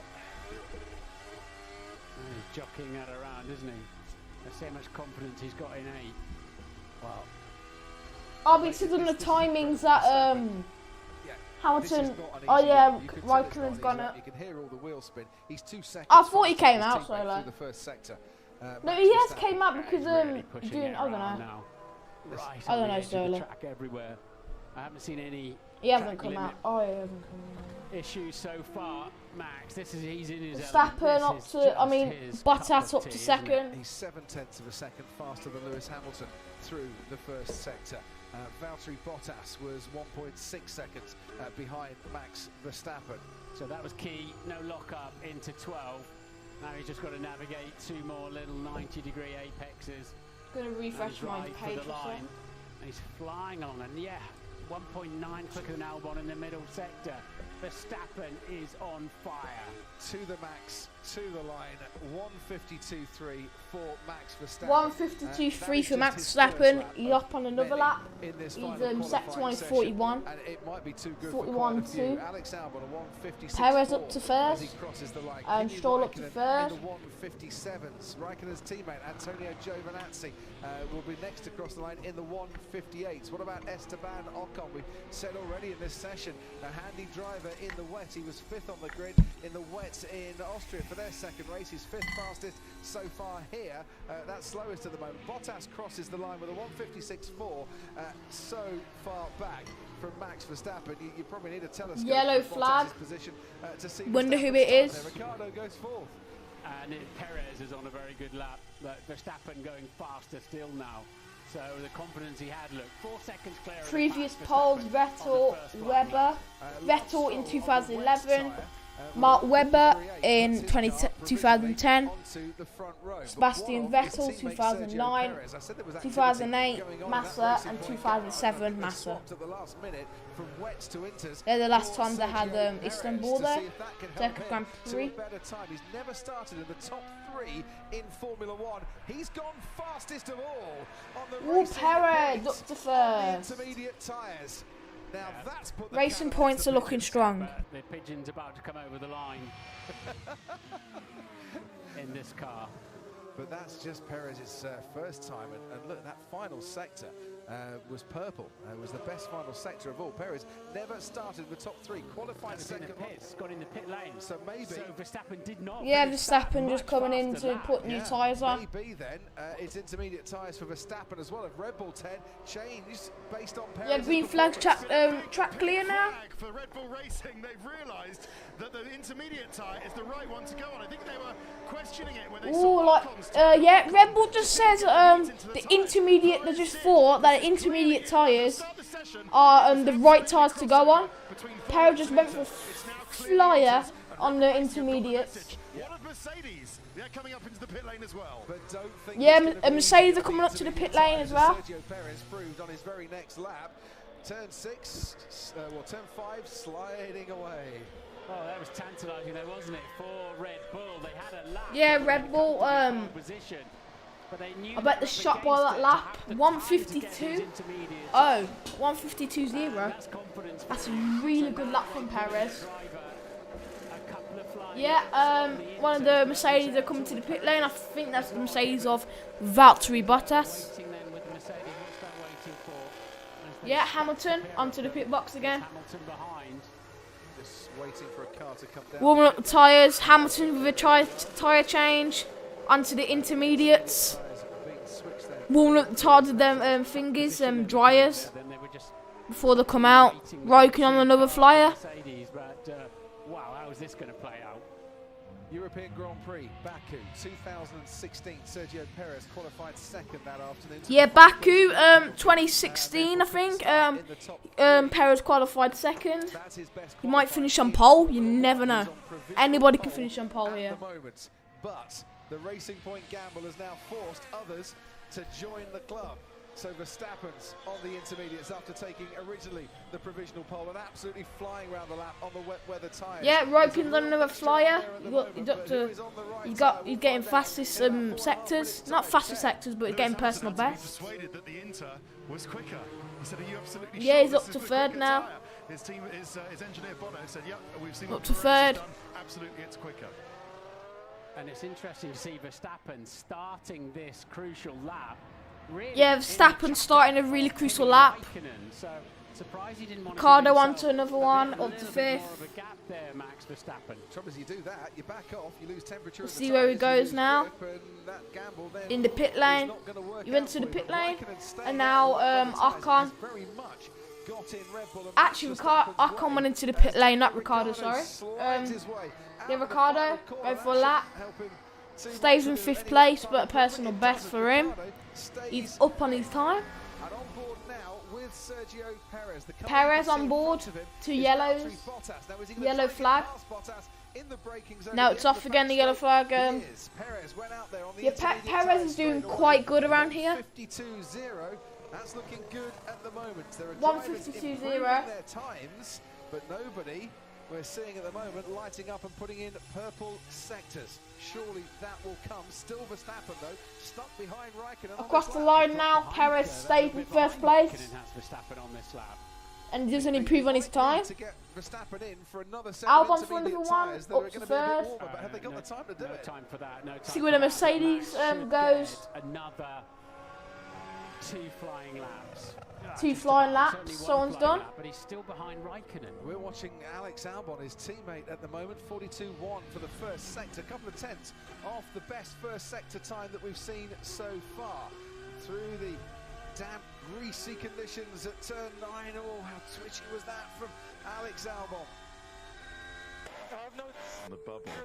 Yeah, Verstappen just said on the radio, he's been raging on the radio, that's saying there's no grip on the tyres. There's no grip on the intermediate tyres. I mean on the full wet, so why don't you come in and put on the intermediates then? Perez and Lance Stroll up to second. Racing Point locks out the front row. Racing Point looks like they're going to get 1 and 2. 1 and 2. Perez on another flyer. Jesus. Perez and Stroll up there, man. Gotta give him credit. Maybe not Mercedes on the third or nothing. Raikkonen's gearbox. He will get another flying lap after this, I believe. Or Raikkonen's gearbox. He might get another flying lap after this. Opportunity down that back straight, but of course it's not like the race where he can open the DRS and Kimi Raikkonen can't. He's going to have to try something bold. Come on, let's go. Come on. Let's see where it ended up. Verstappen's up to second. It's a really exciting qualifying. Come on. Perez, Jesus, Perez is smashing it. I know. Perez is smashing it solo. He needs to make up 3 seconds. Stroll has no chance. Check the flag. Looks like Mercedes is 7 and 8. 7 and 8. Go on, Racing Point. Good for them, man. Racing Point, that's good. He was not about to do a 49, I don't think, Verstappen. But he was where did the Mercedes? Why Mercedes haven't done a lap yet? Raikkonen has another flying lap. See what he gets. Ricciardo's up to 4th. In the top 10 here in Turkey, Racing Point as they are now have the front row lockout. Yeah, for Racing Point, 1 and 3. But only 1 flying lap, and yellow flags could come into this as well. And at the moment, the yellow flags have been waved round about turn 7, and that's Sergio Perez, the man on pole. So I wonder if he's had a bit of an off. 1 and 2. 1 and 2 for Racing Point. 1 and 2 for Racing Point. First Lance Stroll, second Sergio Perez. And then third Max Verstappen. That would effectively end qualifying. Hamilton up to 6th place. Verstappen as second fastest at the moment, so that front row lockout isn't happening as Ricciardo now goes on to the second row. Racing Point, 1 and 2 lockout. It locks out the front row. That's good. Jesus, what a qualifying. What a freaking qualifying. Oh, Max Verstappen up to second. Max Verstappen just did a lap. Perez up to down to 3rd. And now Stroll up to 1st. Purple through the middle sector, personal best in the first sector. Can he dislodge his teammate Sergio Perez from pole position? Stroll crosses the line and he does go pole. Jesus, qualify on my heart is beat. This qualifying is so good. Hamilton 6th place. Valtteri Bottas up to 9th. Down to 9th.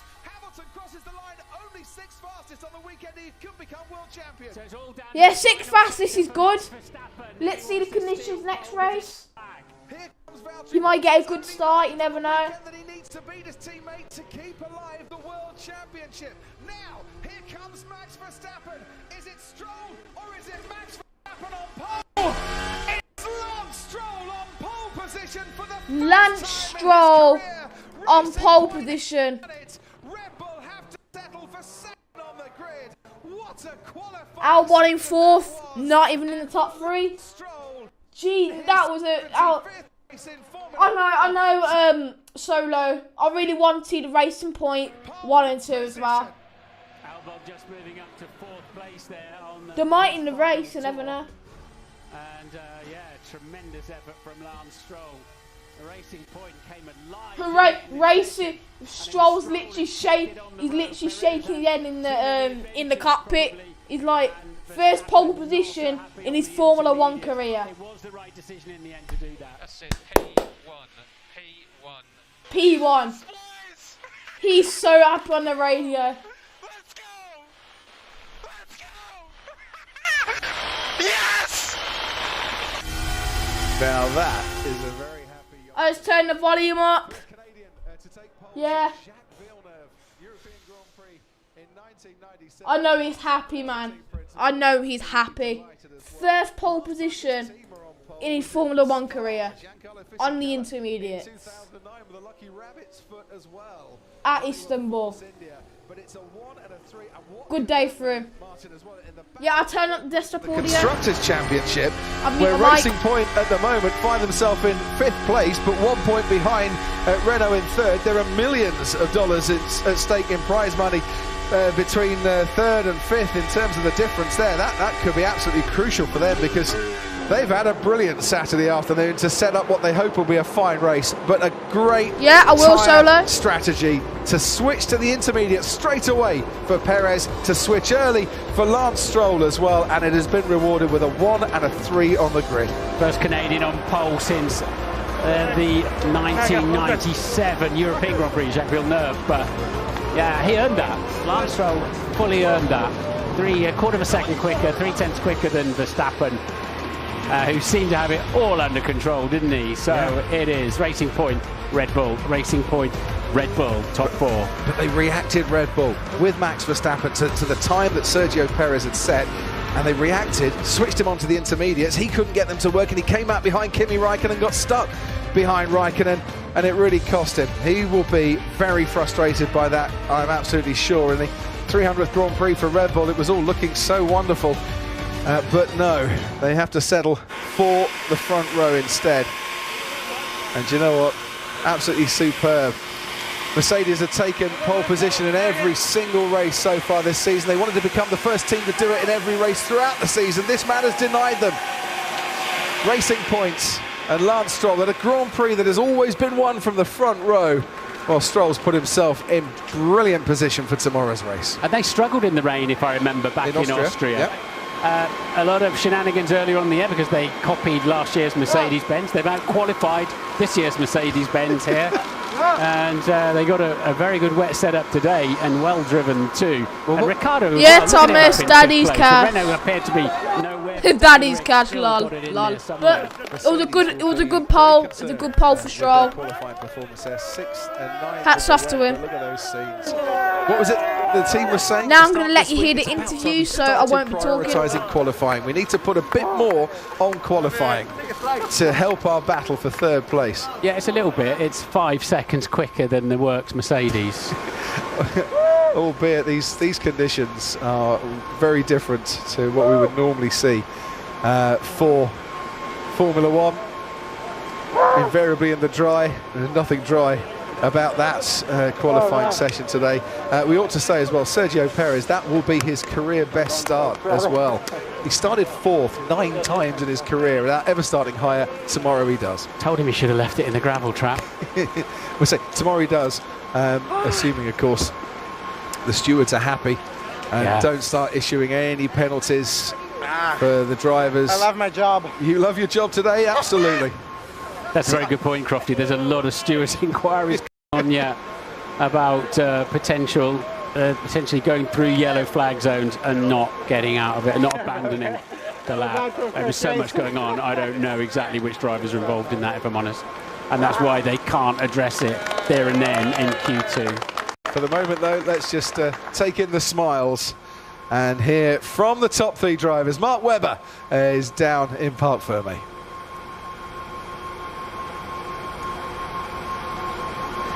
Worldwide down here with Sergio Perez. Sergio, that was extremely challenging conditions. You had pole position for a vast majority of the session, especially when you went onto those intermediate tyres. You looked extremely comfortable.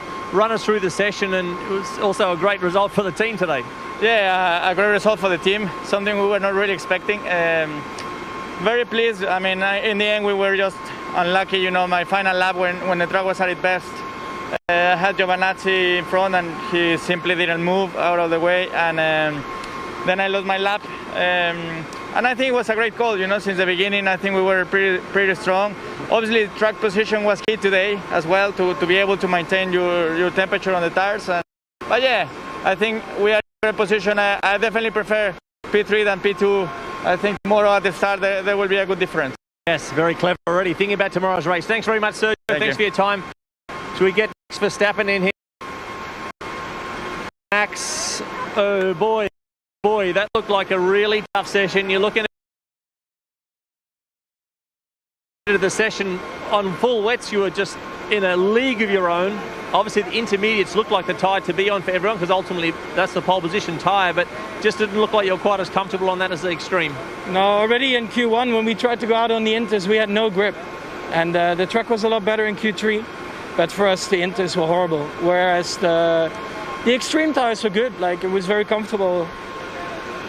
Yeah, not good. Yeah, a little bit lost for words, that's understandable, but in terms of the race tomorrow, pole position, still in a great position to the car looked very well balanced on slick tyres. If it is dry tomorrow, we're not sure of the weather just yet, but run us through, starting from the front row tomorrow to try and take the fight to these Racing Point cars.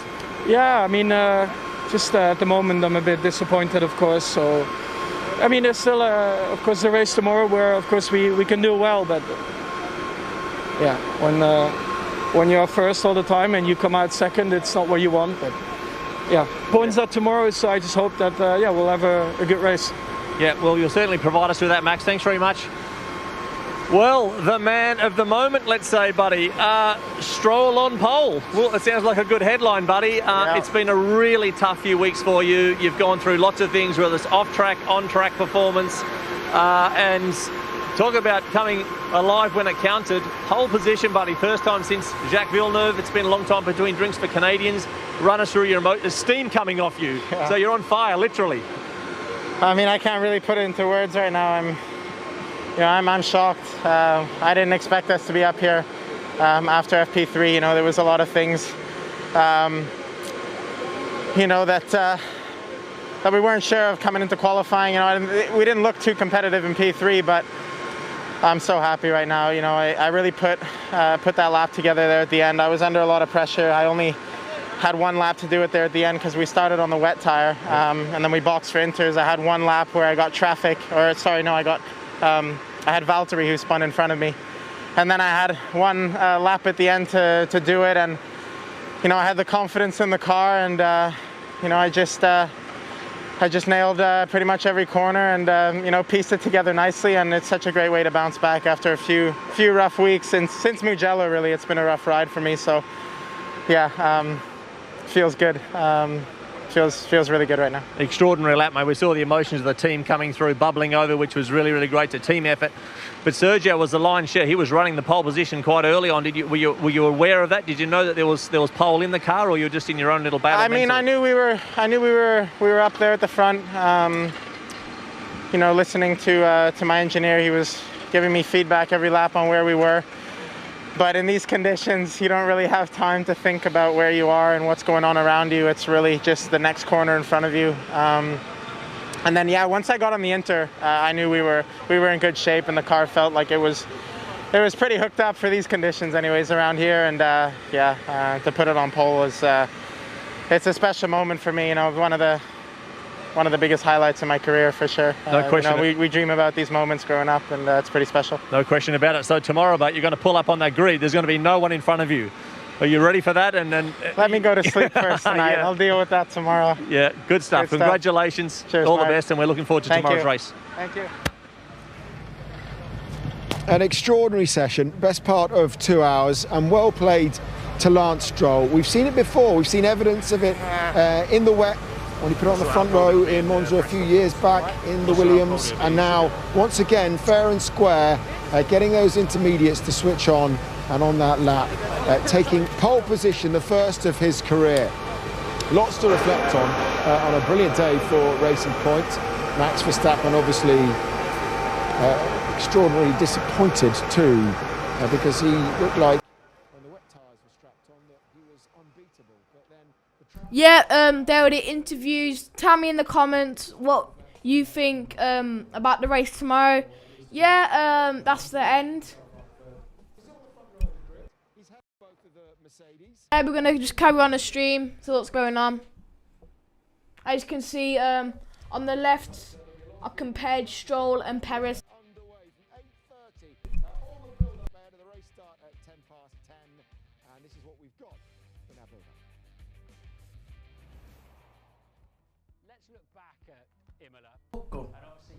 Yeah, just let us know for tomorrow about what's your prediction of the race tomorrow. Yeah, yeah. What do you think? Who's gonna get the win? who's going to get second and third, who's going to get top 3, who's going to tell me if Hamilton's going to win the driver's title. I think he is, because all he has to do is finish ahead of Bottas. Along with Bottas behind him, he wins a world championship. So, yeah. So we're going to carry on the stream. I'm just going to let it run a little bit. I'm going to, like, you can hear all the interviews and stuff. So, yeah, it was a really good qualifying. Crazy. It was really, really bad in the Q1. Q2, early Q2, but, you know, yeah, thanks for all the support. Thanks for all the support everywhere. Yeah, I'll just let the stream go. There's a bunch of them, including many of the top 5 inside the top 10, 9 under, leading at the moment. And then main coverage starts from 5 o'clock for the 3rd round. And tonight, Irish heroine Katie Taylor tops an historic night of World Championship boxing, defending her undisputed lightweight belts against mandatory challenger Miriam Gutierrez. One of 3 world title bouts. Great bill from London. Actually getting underway at 7 o'clock and available right now on demand on Sky Atlantic. The Undoing with Hugh Grant and Nicole Kidman. Well, the rain wasn't to be the undoing of Lance Stroll, because he's taken the first pole position of his career, and he was a very happy Canadian. The first to do so, as Mark Webber pointed out, since Jacques Villeneuve. But you've got to doff your cap to him, don't you, Johnny, and to you, Karun. It was, you know, he had to do it. He beat the field fair and square today. Yeah, and good on him. You know, he's had a bit of a tough time recently, but this is a typical racing driver who has some brilliant feel for these conditions. We've seen it before, Monza, another one of those where it comes together, but this one is probably the most trickiest I've ever seen. Now, to pull that out of the bag is absolutely brilliant for him. I hope that really does sink in big time, and then he can use all that energy when he goes into the race tomorrow and future as well. He excels in damp conditions. He really does like it, doesn't he? Yeah, he really does. I think all through that session in Q3, as he mentioned himself, when they put the intermediates on, every time he crossed the line, he was popping up at the top of the times. He always seemed to be ahead of the curve in terms of the competition with the other people. Max clearly unhappy on that last set of tyres. You know, Simon, we saw Q1, Q2. It was pure genius at work when we were watching him there, sometimes seconds ahead of the field.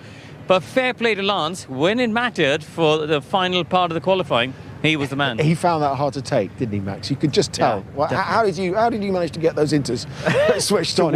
He seemed to think. But that was the key there. I mean, obviously, you can pick apart these times as much as you want. You can talk about the gaps, but fundamentally, it comes down to which of the cars could and which couldn't. Yeah, again, for Red Bull, there'd be a big disappointment, because I think they just thought, well, we can see that Sergio had gone very well on the inters. They put them onto Max. He'd be able to switch them on, no problem at all. But it just never, ever happened. Even when we saw him do the last sector and go purple, we thought, okay, their next lap is going to be that pole lap. And again, it didn't happen. So they're going to be very disappointed. They're going to have to analyse that big time for the future. Yeah, but they're still second and fourth on the grid, aren't they? Sure. Max is still on the front row. You'd have to say he's still probably the favourite going into the Grand Prix for tomorrow from where he's starting, especially with the 2 Mercs, Simon. Well, come on then, tell me, you know, what was it for them? It was just simply, well, we'll hope we can get some reaction. I'm not sure we're going to get some from Lewis as he walks past us. He's not dejected. There's a smile I can see underneath there, but he's got a job to do tomorrow. He knows that. But what was your take on what happened to them today? All day long, they haven't looked like they could get temperature on the tyres. Whether it whether it was, frankly, even in the dry yesterday, they were struggling to get temperature. But all through that qualifying session, the car didn't look anywhere like it was going to be challenging the Red Bulls. From the first lap, on the first set of tyres, it didn't look like it was close enough. And they just didn't have the temperature and didn't have the bite underneath them to do the job in that session. So, not good news for him. No, not good news. We're just waiting to get Otmar Safnauer up here, who I think is about 20 seconds away. We're hurrying him. This is about as quick as Otmar moves, even when both of his drivers are inside the top 3. And it's a great moment for the team as we consider the fact that Bottas and Hamilton will be starting in behind. Of course, it's had a bit of early criticism. It was labelled Racing Point, but today it's out there by itself. Wow, well done, Otmar. Sorry, I think I put the microphone too close to you there. Shall I squeeze it out for you there? And have a conversation about that. Pole position. Pole position, yeah. Lance Stroll, what a lap.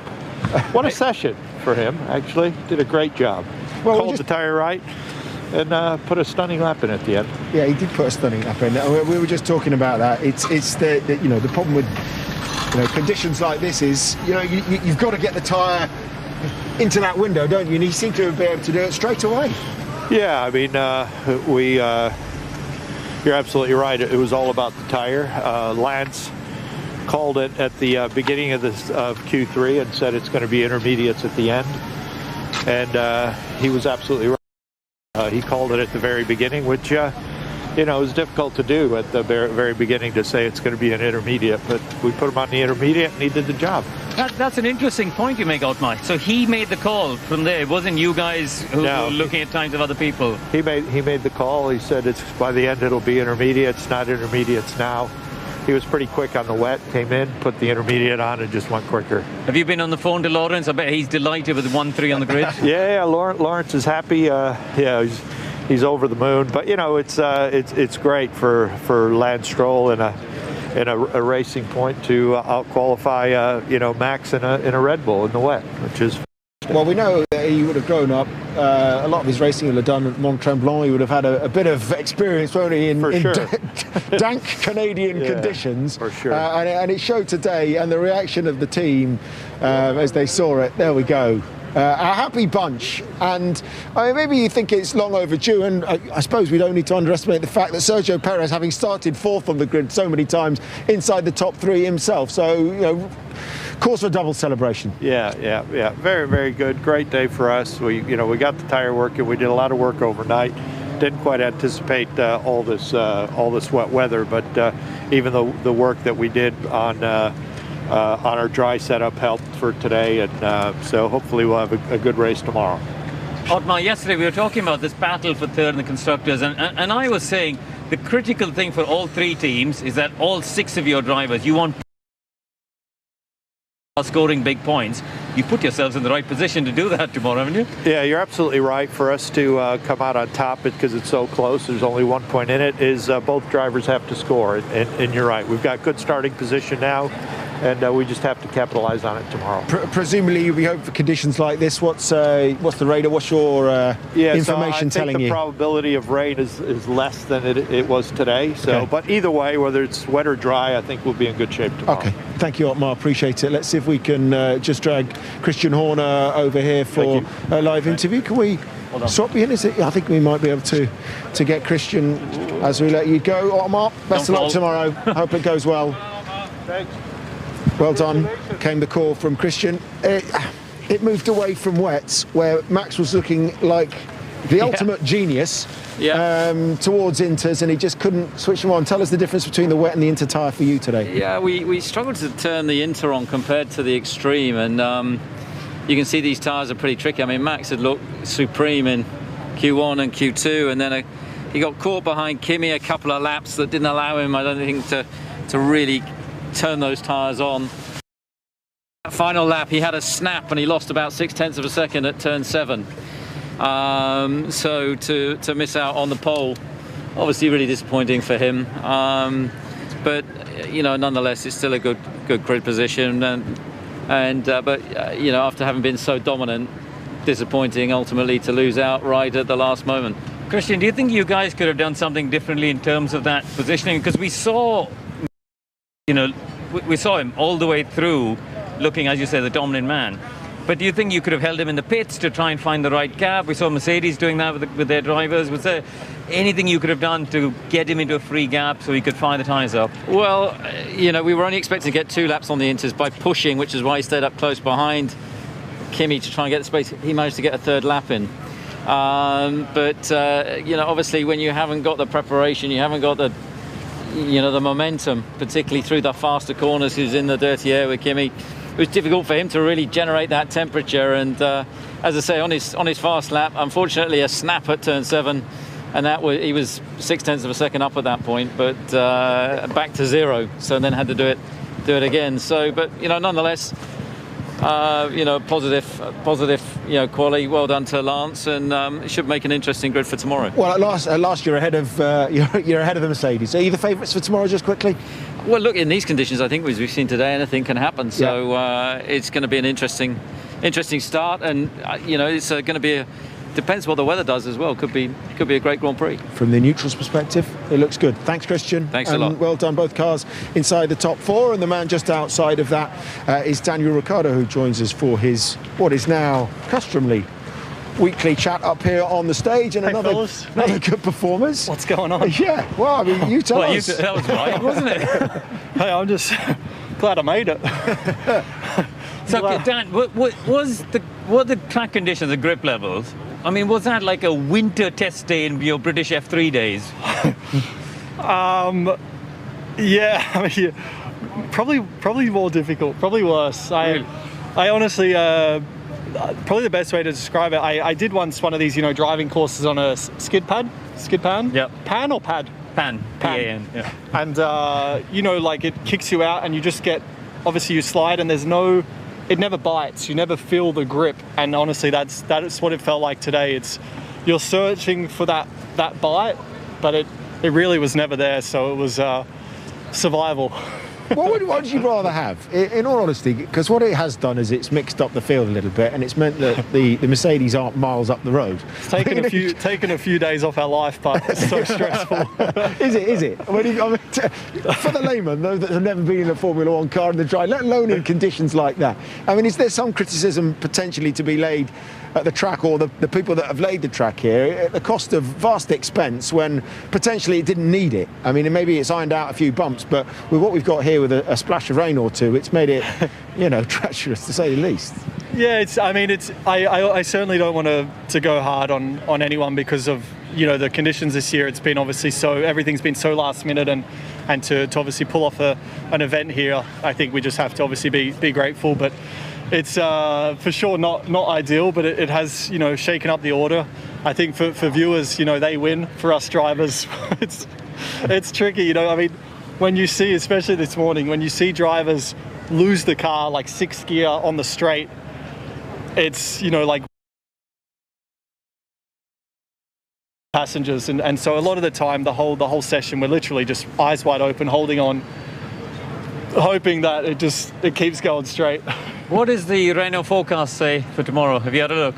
It's I know earlier it was kind of 30% chance in the rain of rain in the morning, and then I think for the race it should be dry, but because it is new, obviously, you probably described already, but the water just sits on top, and there's no support categories, so maybe the rental cars will get back out on track tonight. We talked about that at the top. I'll go out. I'm not sure it did much. But even if it doesn't rain between now and the end of the race, this is you guys trying to avoid each other on track and get a quick lap. When we've got a full race start tomorrow, I mean, all bets are off, aren't they, on this surface? Yeah. I mean, whatever your wildest predictions may be, they could happen tomorrow. I really don't know what to expect. Even if it is a dry track, as we saw yesterday, it's so slippery. Whatever rubber we put down yesterday is gone today, so it'll feel like wet conditions even with 20 degrees sunshine. So stay interesting. Out of trouble, basically. Yeah, just luckily I'm towards the front, so we'll it's a race for people at home to watch, though, isn't it? I mean, it's going to be stressful. You're all going to have a couple of grey hairs at the end of it, like you said. But for us watching, I think it's going to be mega, isn't it? Yeah. Come on, put yourself as a spectator, as a fan. No, of it is course. going to be good. I mean, I was a fan, a spectator in Montreal 2011. I think that long race with all the stops and the rain, and I was glad I was a spectator, for that. They're normally the good ones to watch. So tomorrow could be the same. So I'm in the driver's seat, but for everyone watching, I think they'll have a good one. Go and have a lie down. You need one, I'm sure. Yeah, I need to sleep. Good man. Good luck tomorrow. Thanks, Daniel. Thanks, Daniel. Let's hear from both the Mercedes drivers. That was difficult. What was the problem today, specifically for you guys? Tyre temperature, keeping the temperature in, just not getting the grip from it? Exactly. So getting the tyres to work and getting enough heat in the tyres, that's been the story of the weekend so far. And I think even worse in the wet today. We really tried everything we could, but when we went for the intro in Q3, we only had 2 laps left, and 2 laps was never going to be enough to create enough tire temperature. So, other teams, they're doing a better job in that area. So you think if you had gone for the Inters earlier on in Q3, do you think you would have been able to get that up there on the front 2 rows today? I think if we started with the Inters, maybe, but it's a question mark. I think still some other cars, they can create much more tires than our car. And just finally, for me, double yellows at the end of Q1. Were you behind Nicholas at the time, and did you lift off? We haven't seen the footage to know who was behind when it happened, but Kevin Magnussen said to us that everyone behind him didn't lift off. I don't know which incident you're talking about. So when Nicholas Latifi went off and there were double yellows in Q1, I think it was Sector 2, was it? There were quite a lot of drivers behind him at the time, and Kevin Magnussen said that a lot of them didn't lift off. So we're just checking with people we think were behind him whether or not they thought they lifted off. Yeah, there was double yellows. I basically aborted my lap at that point, but I couldn't see any cars around, so I don't know. Okay.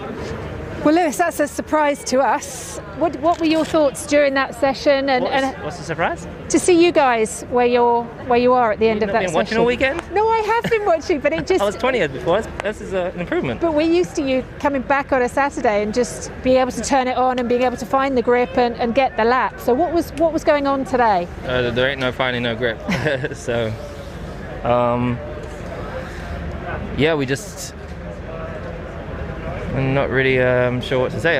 We tried our hardest and did the best we could, and that was the fastest we could go. What was the feeling like in the car?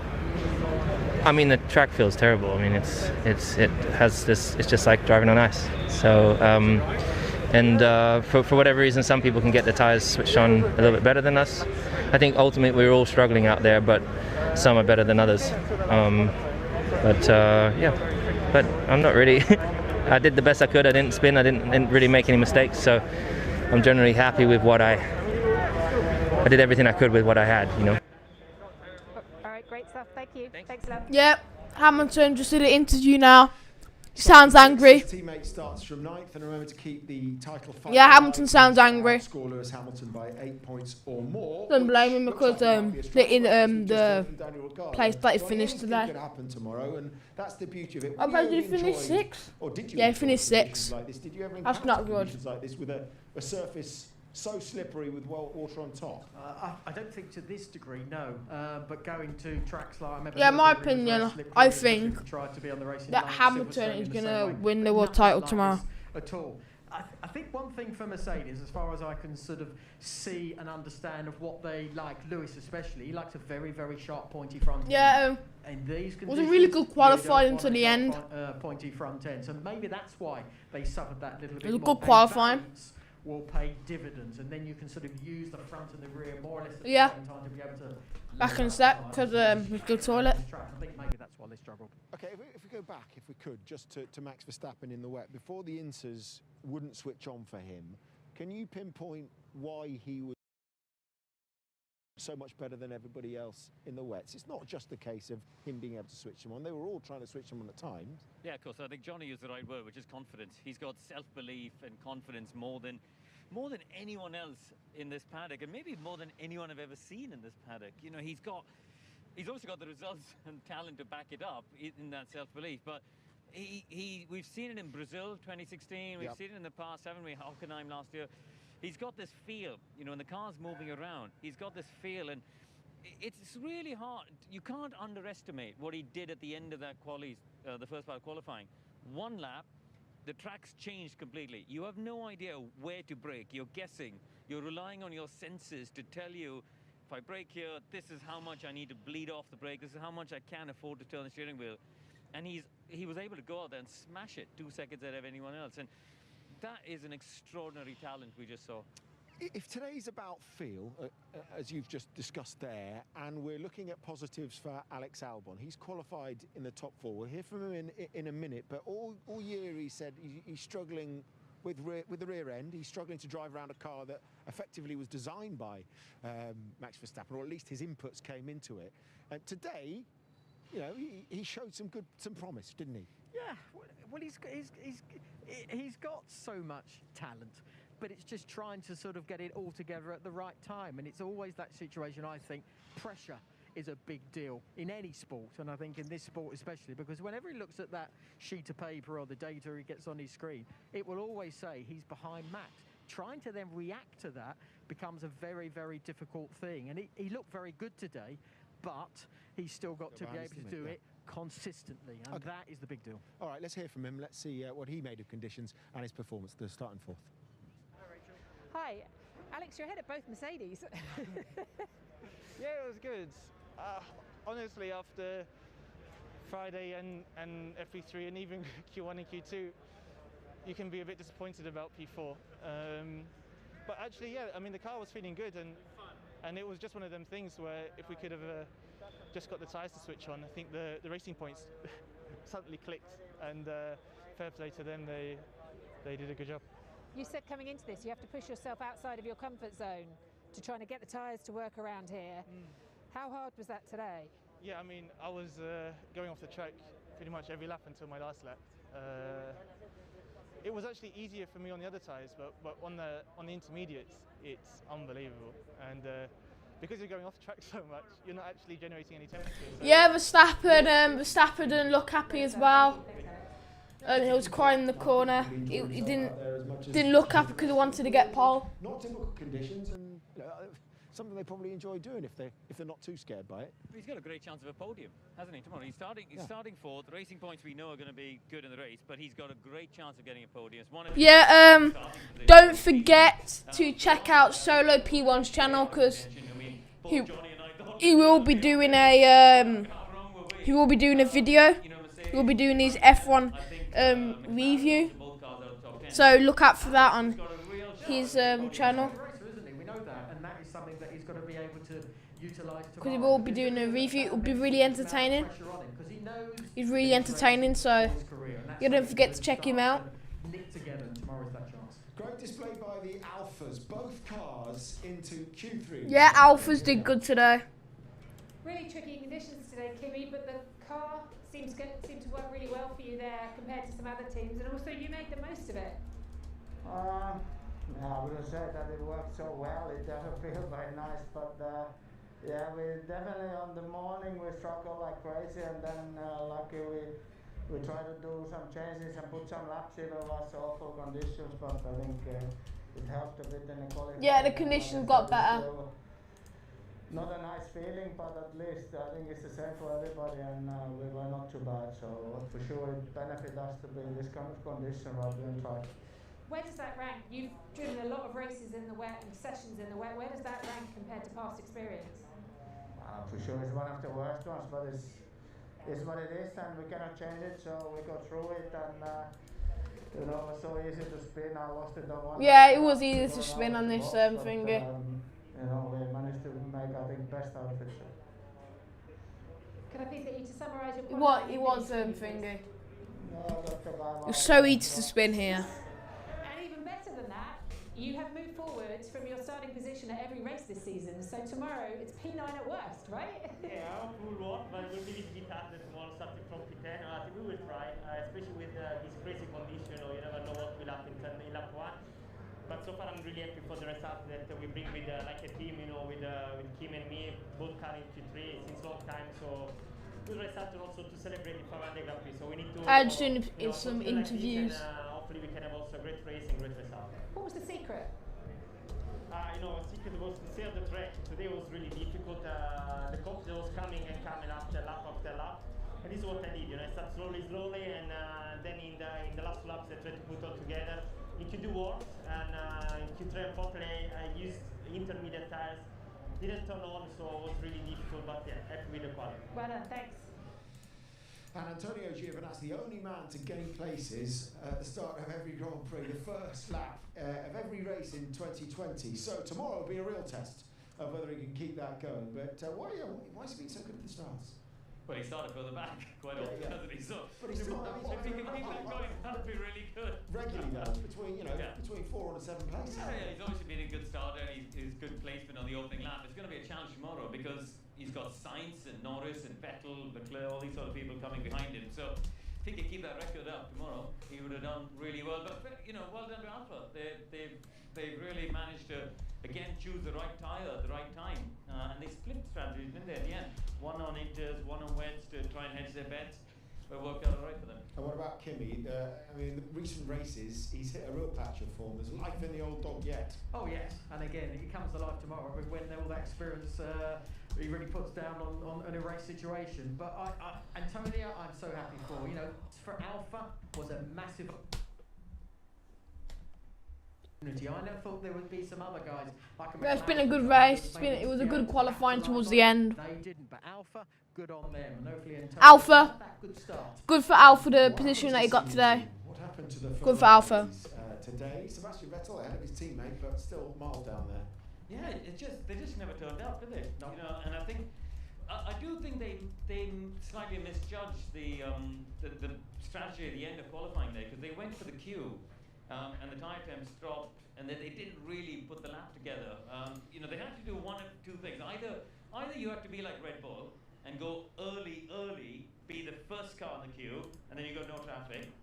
To be like Mercedes and wait. But what they did was sort of something. Yeah, it was a good qualifying. So then we saw Leclerc messing around with Kimi, did on the outlap, and it never, you know, they didn't nail their flag to the post one way or the other. Whenever I saw it on track, they never had a balance either. I think that car was the most difficult thing out there. Okay, Max has clambered out from the bin and is in the pen talking to Rachel. Max, that was certainly eventful. You had Kimi going off in front of you in Q1, and you just managed to avoid that. And at the end there, if you'd got the inters on earlier, do you think you would have been on pole? Yeah, well, if we made the tyre work, yes, but we didn't. But it was very tricky on the intermediate, whereas on the extreme tyre we were very, very comfortable. I mean, yeah, no big issues. So yeah, clearly something is not working for us on that tyre. But yeah, it's what it is. Of course, extremely disappointing when you're first in every session, and then where it matters, yeah, it's not what I like, but can't be all the time positive, you know. And then saying that you're still second, so. But it's just I always want the best. I always try to do better. So. You seem to get on top. Yeah, Verstappen doesn't look happy. Verstappen doesn't look happy. I think he wanted to get pole. He didn't want to get second. Than any of the other drivers. Is any of that down to, we hear the story that your dad used to, when it started raining, take you karting straight away to get you used to those sort of conditions? Yeah, very pissed off that when it matters it's not happening. What about the race tomorrow then? I mean, the racing point ahead of you, which you wouldn't have expected. What have you seen? Their race pace has looked quite good. What have you seen from yours? Yeah, it should be alright. I think it's just very hard to pass around here because there's only one line. So you can't go offline because you lose a lot of grip. So we'll see how we'll have to manage that. All right, great stuff. Well done, Max. Thanks. Apologies for the language, but Max obviously incredibly disappointed. Yeah, good for Stroll. It was there for the taking if he'd binned it into the gravel. Really good for Stroll, that pole. He still starts in the top three for the first time in his career, again with Rachel. Yeah, huge congratulations. I know for a while there you were on pole in that session. We were on pole lap after lap until the end, really. We were pretty unlucky there at the end with Giovinazzi. He went off into 5 and he came back into the circuit and he just Perez did a good position as well. I couldn't overtake. Perez did good as well. That I lost my final lap. I had a very good first sector, but it's a good result for the team. Yeah, you did the fastest first sector, didn't you, at that point as well as you were coming round before you hit? Yeah. It was looking very good that lap. The impeding with Carlos Sainz. What's your take on that?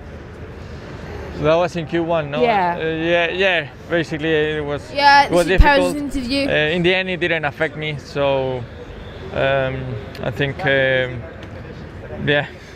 was a bit of a mess.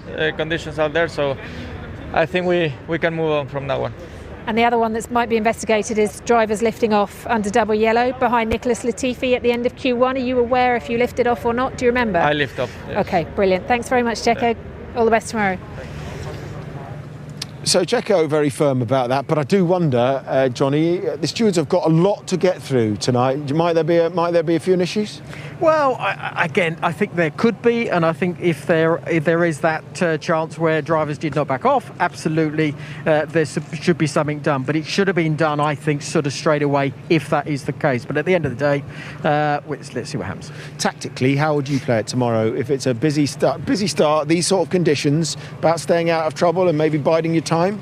Of course, it's that, but you can never plan for what's going to happen going into turn 1, turn 2, turn 3, etc. So it's going to be a tough one all round because it's going to be a new feeling for them all. Well, it is a new feeling for this man, but let's bring him up onto the stage. Lance Stroll, congratulations. Yeah. Many congratulations. You're a happy Canadian, and the first is Jacques Villeneuve to take a pole position. How did it feel? Well, we heard what it meant to you over team radio. Elated, obviously. Yeah, sorry for everyone back home that had the volume turned up high for that one.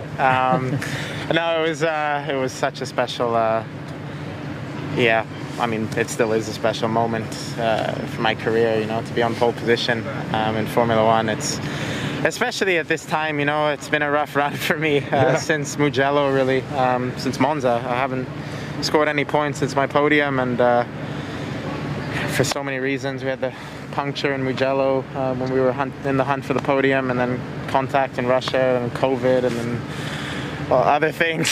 So it's really been a rough run, but you know, to bounce back today with pole, it's so awesome. It feels really great.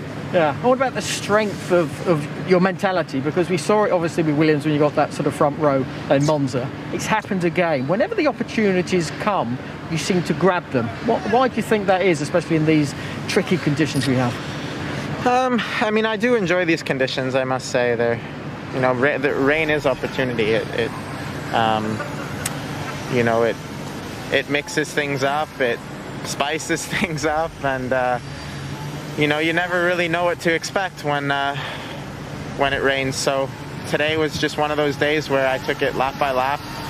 You know, I built up to it, you know, throughout the whole session, and once we were on the intermediate at the end of Q3, I really felt like we were on the right tire, and you know, I had the confidence to attack the lap and put it together and put it on pole. Yeah, but you've got to be happy though. This is something you can take so much confidence into tomorrow. That front row, no one in front of you, down towards turn 1, control the race. You thought anything about tomorrow and the race itself?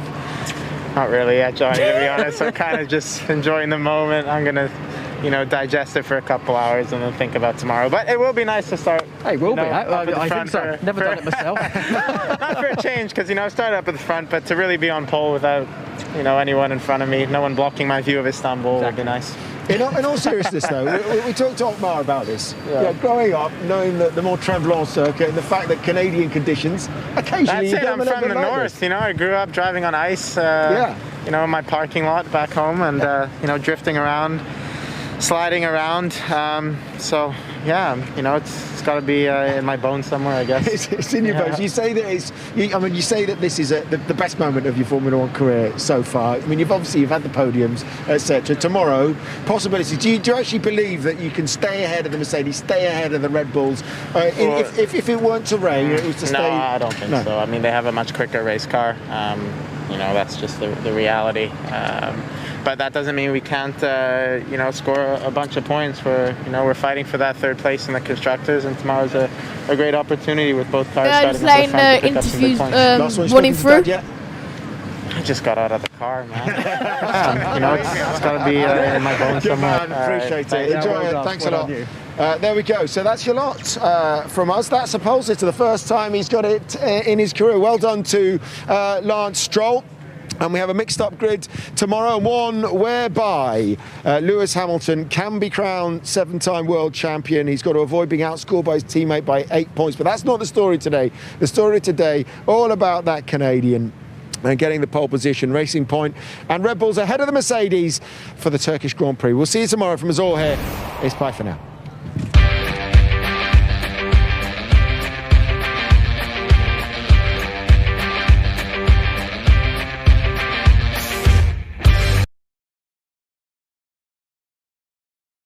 Guys, hope you enjoyed that live qualifying watch along. Yeah, that's the end of the video.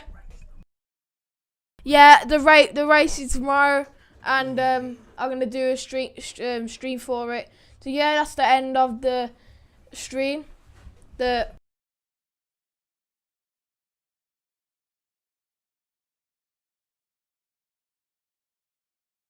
Yeah, tomorrow I'm doing a race day review. It's going to be live. So yeah, that's the end of the stream. Hope you enjoyed it. Like, subscribe, turn on post notifications. Feel free to drop a sub on YouTube and Twitch. Links are below. So see you later, guys. Toto Hammer. Bye.